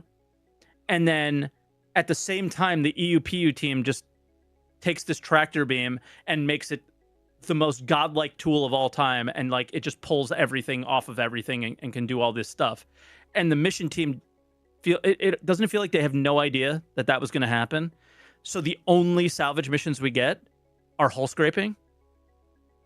Well, and the hull scraping mission was a result of hull scraping coming out and being used in ways that weren't expected, right? Like they didn't expect people to be just taking the cargoes. Because it wasn't, I don't think they didn't know it was going to be there. Right? So they built it without knowing it was going to be there. And it almost seems like everybody's in their own little cubby and not, I've always talked about this, is I would have loved to see 319 or 318 or 320, it doesn't matter what patch it is, be a theme. Yeah. The cargo patch. Yes. Right? The cargo patch. God, I've been hoping for that for years now. Everybody. Yeah, like they don't have to get in the room on an ISC. They have to get in the room for 3 months and work together towards this common goal. Everybody, all hands on deck on these features. The 318 could have been the piracy patch. And piracy isn't just about making, balancing the piracy in one direction, where it kind of was, and now we're doing some more law system stuff. But it could have been, you're going to get pirated more now, but there's consequences. And everybody was ready for it and together, and this was the patch, And honestly, they don't have to move around the features that much. They could have just marketed it that way. I mean, I don't even think they're at a level in their development where they can theme an update, right? They're just still throwing too many things at the wall to try and get them into the game. But like, they could have absolutely just been leaned more into the narrative that 318 was the pirate patch. Maybe held off on the Hull C for one patch and then updated it with freight elevators and called that the cargo patch. Like the economy I think, whatever. Yeah, I think they could lean more into that without even changing the updates all that much. Yeah. And I would just love we don't know, what happens behind the scenes. We're just pure speculation, but it feels that way. It feels like Yeah. there's a lot, 11, 1,200 people. There's no way that they're not running into communication problems, right? Yeah, and that's the biggest thing. I mean, it's always easy to suggest changes from our little chairs over here. I don't. Mhm. I'm glad that I'm not trying to run what they're trying to do, because with the amount of No, people, with what they're doing, man, I've tried to make a game. It was like 8 lines of code, and I was stressed out for 2 weeks. Okay, I don't need anything the level of Star Citizen. But Yeah, I tried to mod a menu in a game, and the sky was removed. dude, coding is hard, but Yeah. it is, like you said, obviously this is a really big company, and we've seen enough little communication mistakes on our own end to have some wonders about what kind of stuff might be getting missed that could be improving these updates.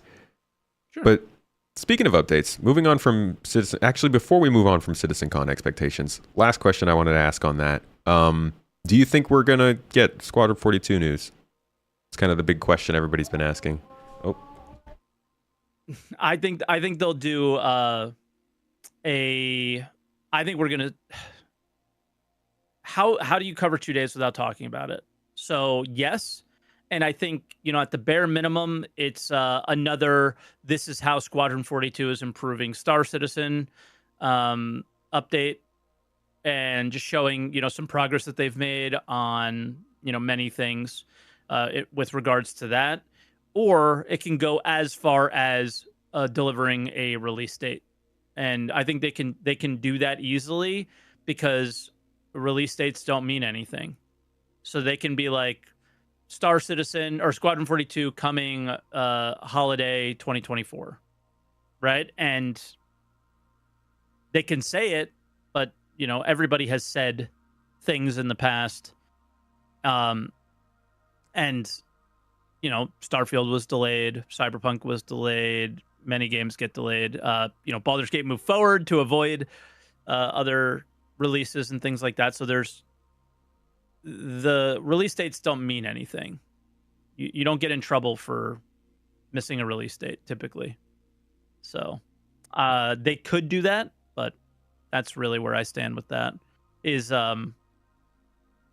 we will hear an update, but we have been following Star Citizen for so long that things they say don't have any weight. So I will not.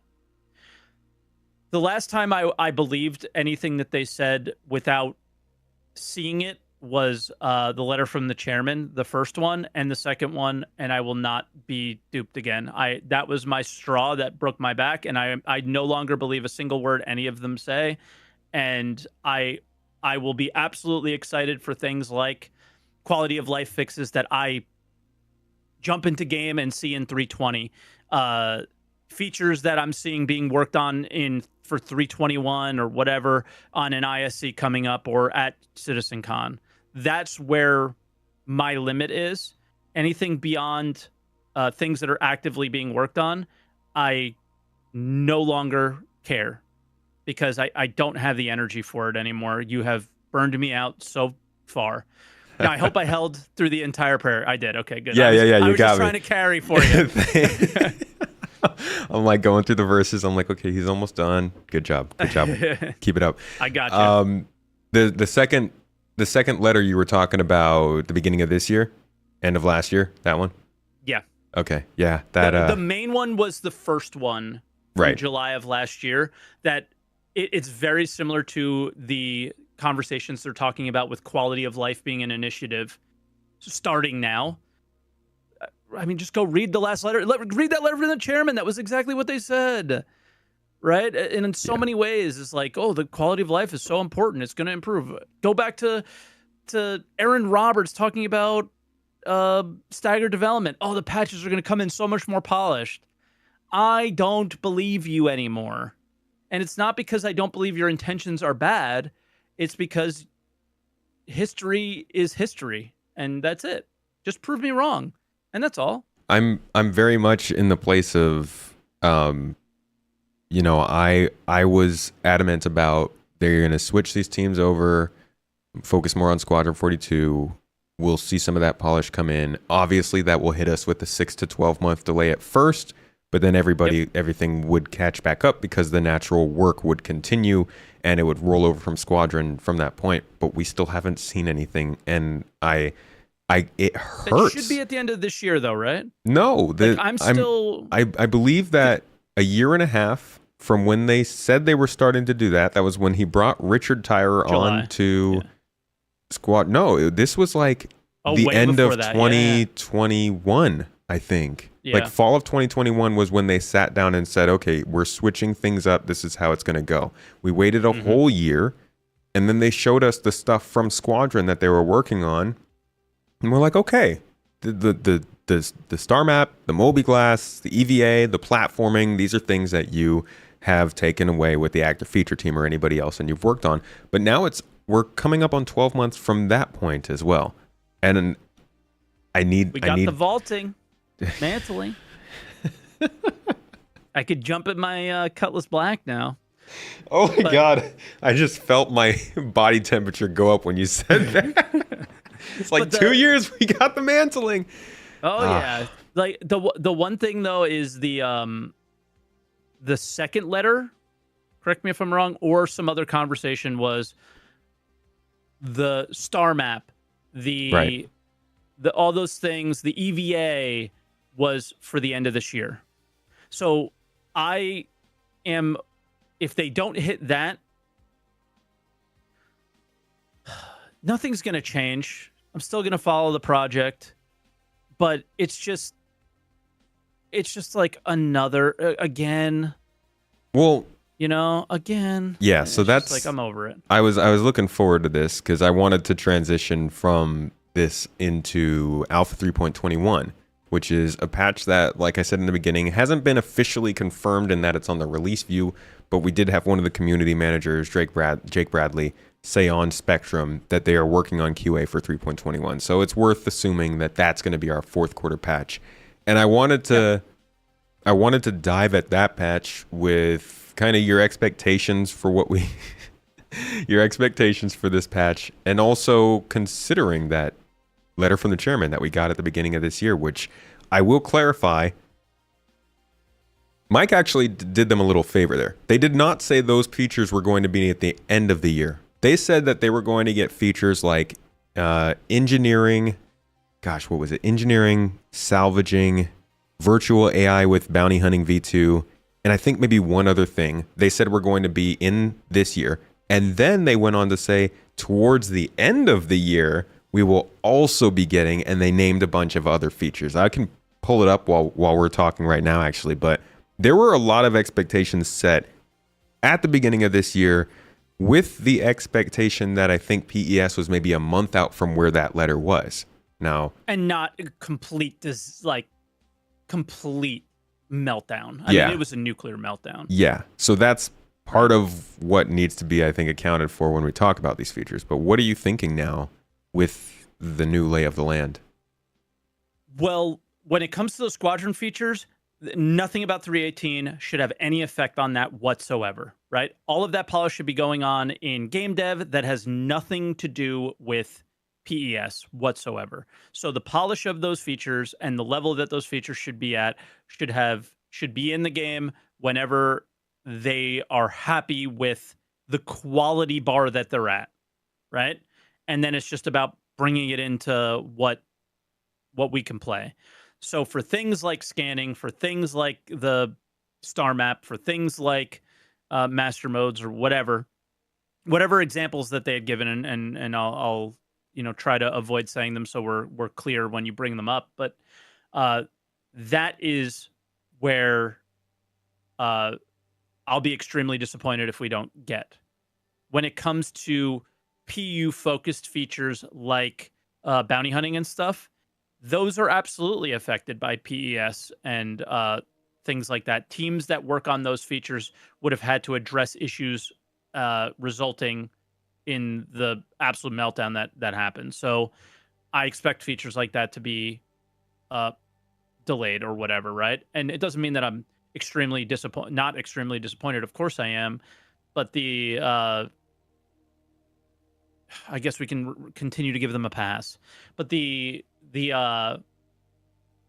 overall feelings of 21 would be very similar to what we have with 20. Quality of life stuff, a few tweaks here and there. Maybe maybe we see bounty hunting. Maybe we see some of these things from Squadron. One thing I would love, and I think that they're saving for CitizenCon is, and we got a little hint maybe in a 320 patch this yesterday or the day before, is mission givers doing something, giving me something, like going all the way back to Starfield, going down a mission chain. Like, It's nice. is that so much to ask for, bro? Like, come on. And it's not, sorry, the Arlington gang, that's not a mission chain, dude. It's not. No. Yeah, the You mission givers, I think all of their missions would need to be reworked when they start working again. None of those missions are really convincing past our normal contract manager missions. Yeah. And it's just like reading the story in the Moby Glass. That's not a mission chain. Yeah. So some of the things that I think have all but been confirmed this year for 3.21, derelict settlements, which have now been delayed out of 3.19 and 3.20. Yeah, like that's just what? Those are, Montreal was like killing it forever, and then yeah, that's a real mystery. I'm not sure what's going on with those, but they haven't shown up for 3.20 yet, so I'm assuming those will be in 3.21 until they don't show up for that. And or 320.1 or 320.2 or 320. Yeah, like yeah, fair. However long. That there's always the chance, and huff on it, that CitizenCon, they drop a they're like, and 320.2 drops with these features, or something, and it's like, I don't think so, but could be. It is nice that those point X patches do more for us than they used to. They used to just be for bug fixing, and now they do at least slide in some of the extra little quality of life patches, or even like a new shipper or small feature or something, which is nice. There's also the mining missions, which have not appeared anywhere. We heard about the same time as the salvage missions. Gone. Probably my biggest disappointment of the year. Do you think they're just not going to come, or do you think they're just in the cooker still? Don't know. They've said nothing, which typically means they're gone. Right? Like, if they are radio silent, they're gone. Yeah, and they don't even show up on the monthly reports. I wonder what happened there. Same. One of those great things that we unfortunately miss, because communication is not the same anymore. I can guess, but it would only be a guess. I think it's a pretty educated one, though. You want me to guess? Do it. Salvage missions work because the cargo refactor works with everything that they needed, and mining is so legacy that it doesn't, right? You remove your mining bags, you can't put them on a cargo ship and sell them and refine them. So there's a lot of, you can obviously put them on another mining ship, which is awesome, but there's a lot of old legacy crap that has to get, basically having those teams talk to each other and prioritize something that maybe doesn't need to be a priority. Because if it's team that worked on mining, EUPU, they're doing salvaging, resource stuff, and countless other things. I can't see them having the time to do that. So that's my guess. Yeah. I don't know, man. My biggest disappointment. The missions are a huge part of making this game play better for people. They don't have to do the sandbox gameplay to get into this stuff. I do hope that mining missions are coming still in 321. I hope as well, but I don't think so. You mentioned prospector bags. Another thing I think that would be an easy win for them would be pushing the refactor forward, allowing us to more easily work with like different mining bags. Obviously, freight elevators and tractor beams being something they've talked about a lot as well. You think that'll be there? Yep. I don't know. I'm trying to do this thing where, the racing team just like like XGR and all these guys like just inspired the devs to like do some cool stuff. I've just been trying to like mine with my org and show them how we do it to inspire them to look at all the struggles that you have to go through or all the really cool stuff that happens and um and build something off of that. Because as much as I would love to do what would a refactor like that look like? It's a weird scenario. The bags are they're the same size, two different size holds in them. They don't really fit in cargo ships very well. It's so disconnected that this is a point I wanted to make a long time ago was about them putting the cart before the horse kind of thing. Is like let's let more stuff happen. Like I don't want the Banu Merchantman. I don't want too many things to move with mining without them really understanding exactly how it's going to work. I think this is the last how we mine update that we're going to get because I think it's like nearly perfect. Mm-hmm. So let's let that cook and then see how everybody interacts with everything and then make decisions based off of that. I also think bringing in refinery ships, I don't know. I just don't know what it looked like. What would it look like and how would it work and how would it make sense and how would it be smooth? Because typically, in the world around us, everything is standardized, right? You have your cargo container that goes into a truck and everything is built around that rectangle box with all manufacturing, right? Yeah. And we didn't do that with mining. I'm guessing I think it's a big undertaking. They got to standardize around the size of the pods on the Prospector, right? That's got to be their building blocks for everything in terms of mining. They have to change the pods. Into what boxes? I don't know. I don't think so. I don't know. That's my biggest problem. As much as I love mining, I don't know what to do. I just know that it's incredibly inefficient now. Like this is how we were mining. We had a hull C with 15 empty mole bags lined up on either side with both doors open. Our friends, everybody in our org goes out in a mole, prospect, or whatever. They go out and find whatever they can find and mine it. They come back to the hull C that's just out in the middle of space. One of them points this way at the front of the hull C, and then I'm in a empty mole on the other side. And somebody inside the hull C pulls the bags off and moves them into the empty mole, and then I'll go and sell or refine. And then we take the empty bags, fill it back up, and they go back. But it was like really time consuming. It was super fun, but like really inefficient and weird. Like, and no cargo ship is involved. It's just odd. Yeah. So I don't know. It's just such a removal from the way everything else works. Well, they've got until refining gameplay comes in to figure it out because that's going to be the full loop.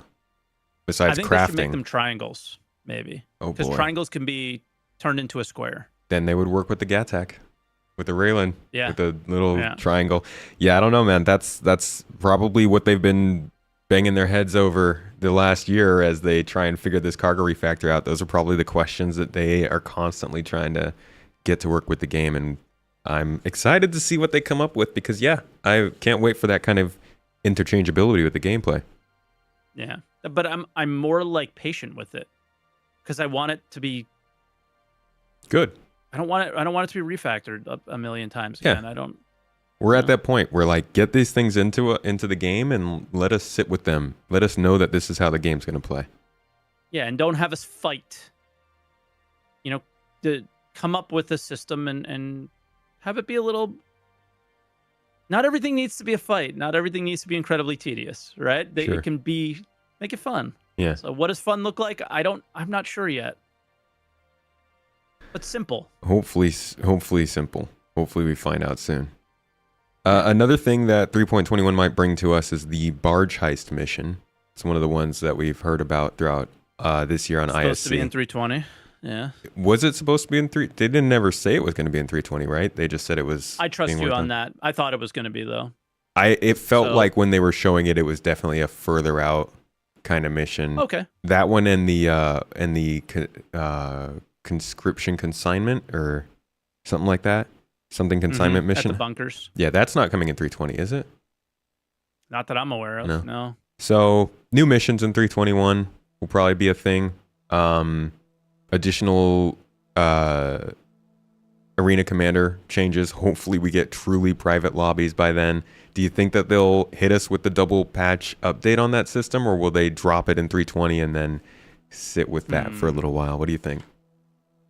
I think if anybody's going to iterate a lot, it'll be the arena commander team, because their whole initiative was like getting arena commander working again. And obviously when I say arena commander, it's like all the modes, not just the flight combat stuff. Yeah. That, includes Star Marine and everything. Now that they have things in and working and we connect to lobbies and it's not super, super broken, there's two things that they need to do. They need to highlight all of the insanely annoying issues that, replayability is highlighting. So, many things for me. I can list off just like a few, but there's no point in doing that. Everybody has their issues with certain things.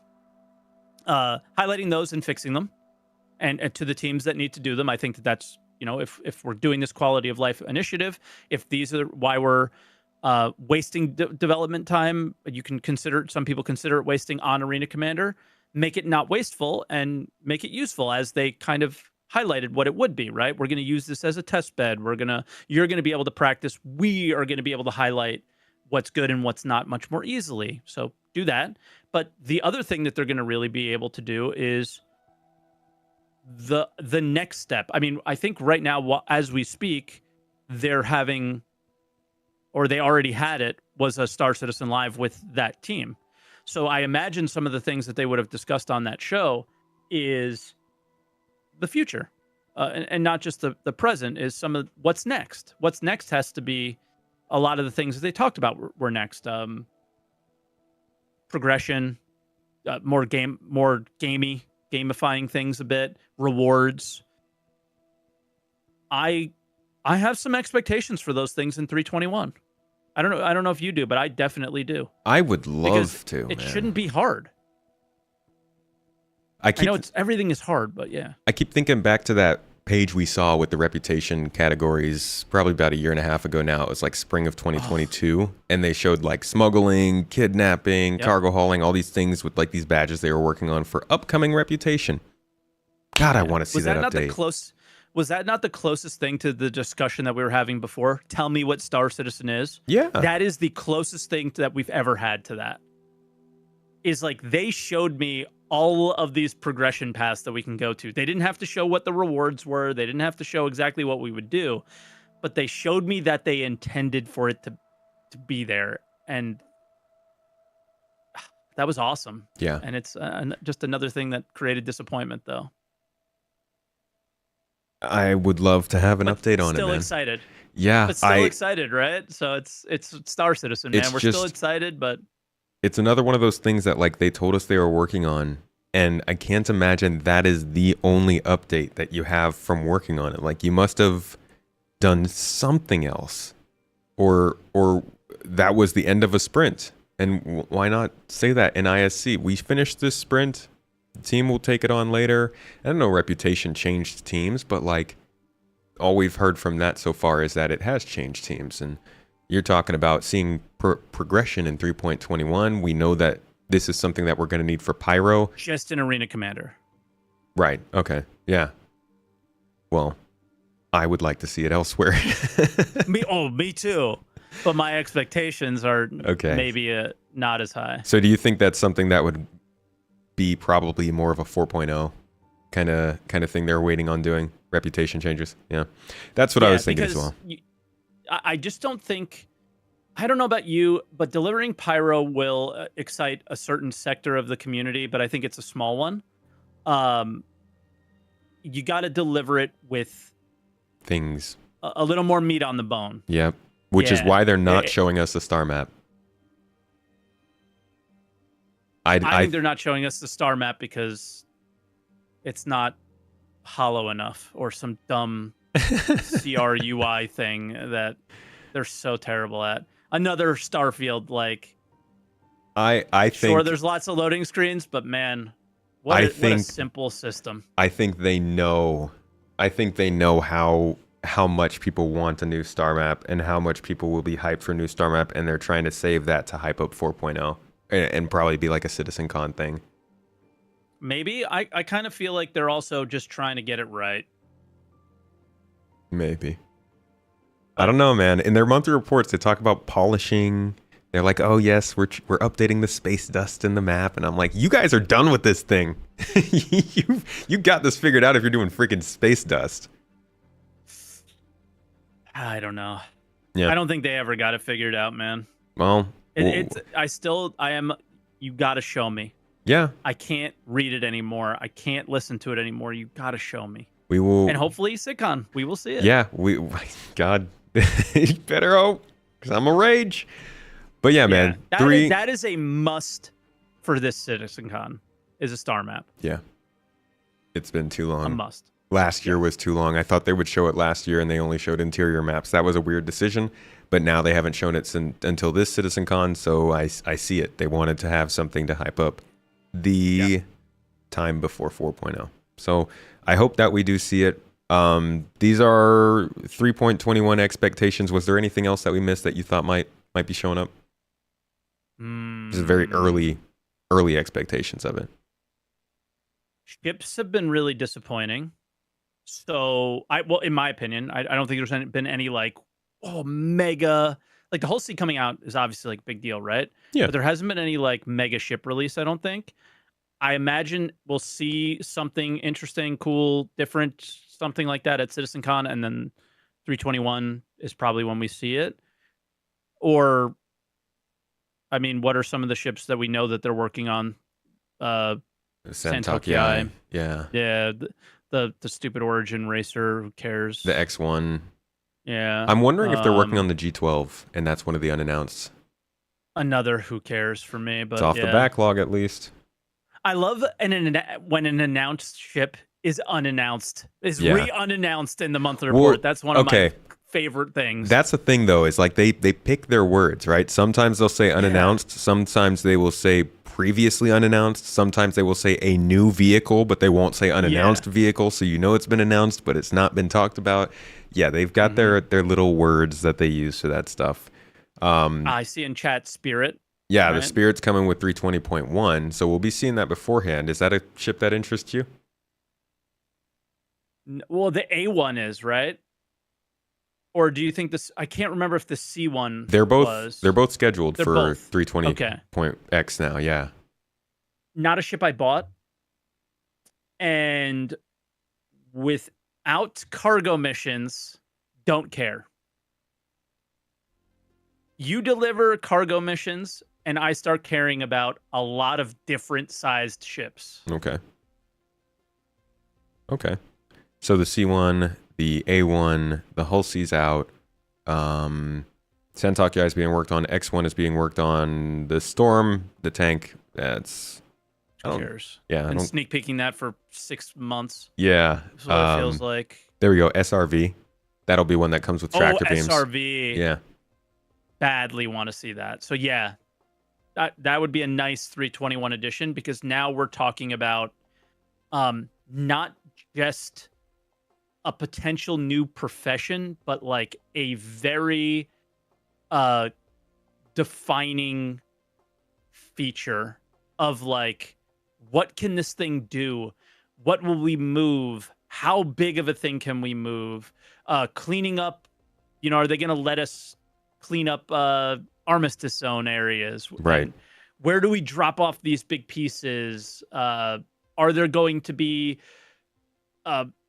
locations that you can drop off big hunks of metal that are not broken down by a reclaimer or a vulture, right? For salvage. Like there's a lot of directions you can go with just a simple tractor beam. I mean, I think the multi-tool tractor beam opened up a world of gameplay. It's a great addition. And yeah, ship-based and this SRV tractor beams can do that at a bigger and more grand scale. And I really hope it comes in with some thought Honestly, to that. Just the simple mission of having people remove things that have been left around space stations. Like, I want that so badly that there's But just... you have to remove them from the server altogether. Sure. Scrap yards. Yeah, exactly. Have people Just remove them drop from them the down station. a hole. Yeah. Like, these are like the missions that you can't do with other... That's like the type of mission that when somebody says, oh, Star Citizen versus Starfield, like, you can't do that in Starfield. It's not possible. There aren't people leaving their spaceships floating around that you can go take and turn in. And the idea of doing actual work that actually cleans up the server using a game feature is the coolest thing ever. I just wish they would come with that. It's also one of those features where, dude, I was hull scraping the other day and somebody goes, this is exhilarating gameplay, like sarcastically. And I was like, yeah, I get it. It's like not interesting to watch, but I'm having a really good time. And like, I can imagine somebody going and picking up a hunk of metal and dropping it in a giant cauldron or something, not being interesting for somebody to watch, but being incredibly satisfying to play. Yeah. Right? There's just some stupid little things that are just... It's so simple, but it's awesome. I don't know. I agree. And like... I want that. And people will say, well, that's a waste. That's not fun. It's 1%. It's less than 1% of a game you're supposed to be playing. Like, don't look at a single feature in a game and say, well, that's not going to keep me entertained. You're not supposed to do it the whole time. Somebody who's doing this kind of stuff. You entertained. Yeah, that too. But it might keep me, right? Like, not everybody is a Call of Duty sweatlord. And I think that was like one of the things that really opened my eyes to hull scraping. I was like, this is stupid. There's no risk. And then somebody from my community said, well, it's nice to just have something that isn't like, life or death. And it's just chill. Yeah. And we need a lot more of that. Yeah. And then they came on and kind of reiterated that point as like, that was a design decision by them. That's why they did it. And it was like, oh, okay. I can kind of get behind that. Yeah. I think we'll see that in 3.21. I hope it does come in with something supporting it besides just the tractor beams. And we know that with these vehicle tractor beams, we're going to see a pretty big rework to current tractor beams as well, the multi-tool as well as the full-on rifle-sized tool, and then the vehicle tractor beams. So that'll be a pretty hefty change for 3.21. You think people are going to be mad? My multi-tool, I used to be able to do everything. I mean, people need even though they need to chill because they've prepared everyone mentally for it. But the Spectrum threads. Well, the thing is also there's a ton of complaints that it's not already like that. So there's no winning. People are like, oh, the multi-tool can carry too much. Well, I can't believe it can pick up a box like this, all this stuff, and that will... It's not by realism. By immersion. The amount of people who saw the tractor beam dragging an Aurora back and thinking that was going to be just how tractor beams work. You'd just be able to capture your friend's ship and they couldn't fly away.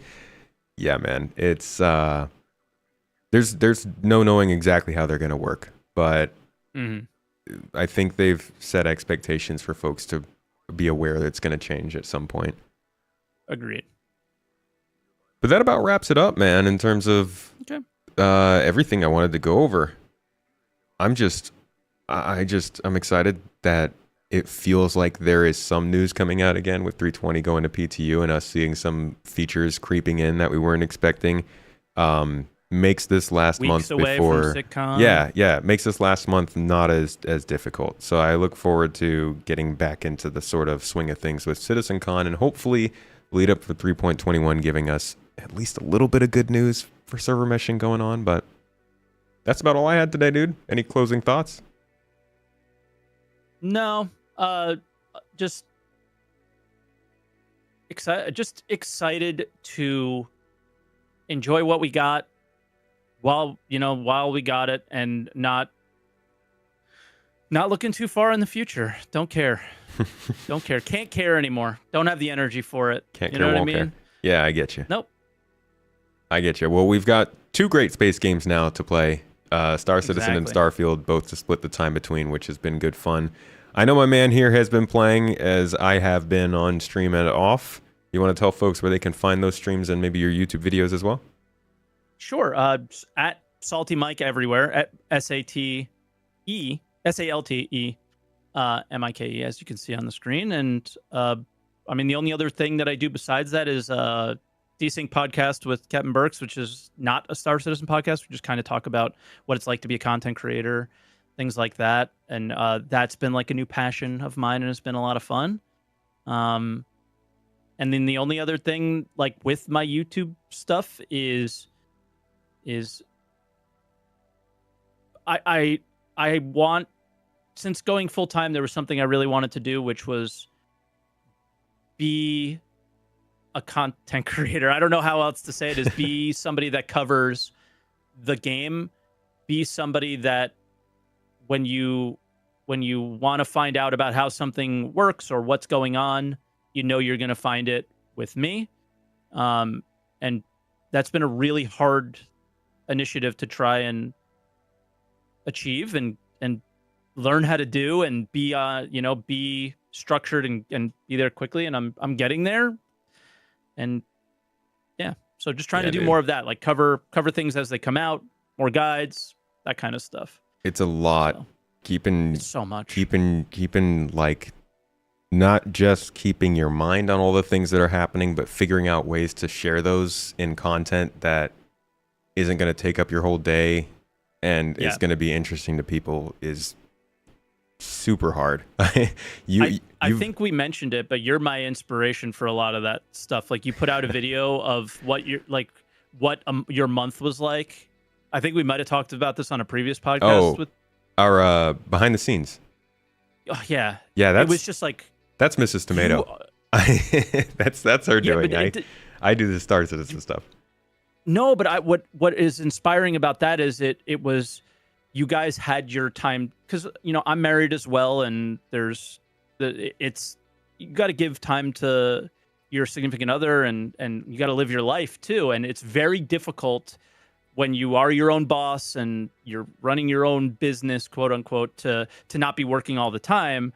But you got like the structure you guys had, and it just showed that it was like, it's time to work, I work.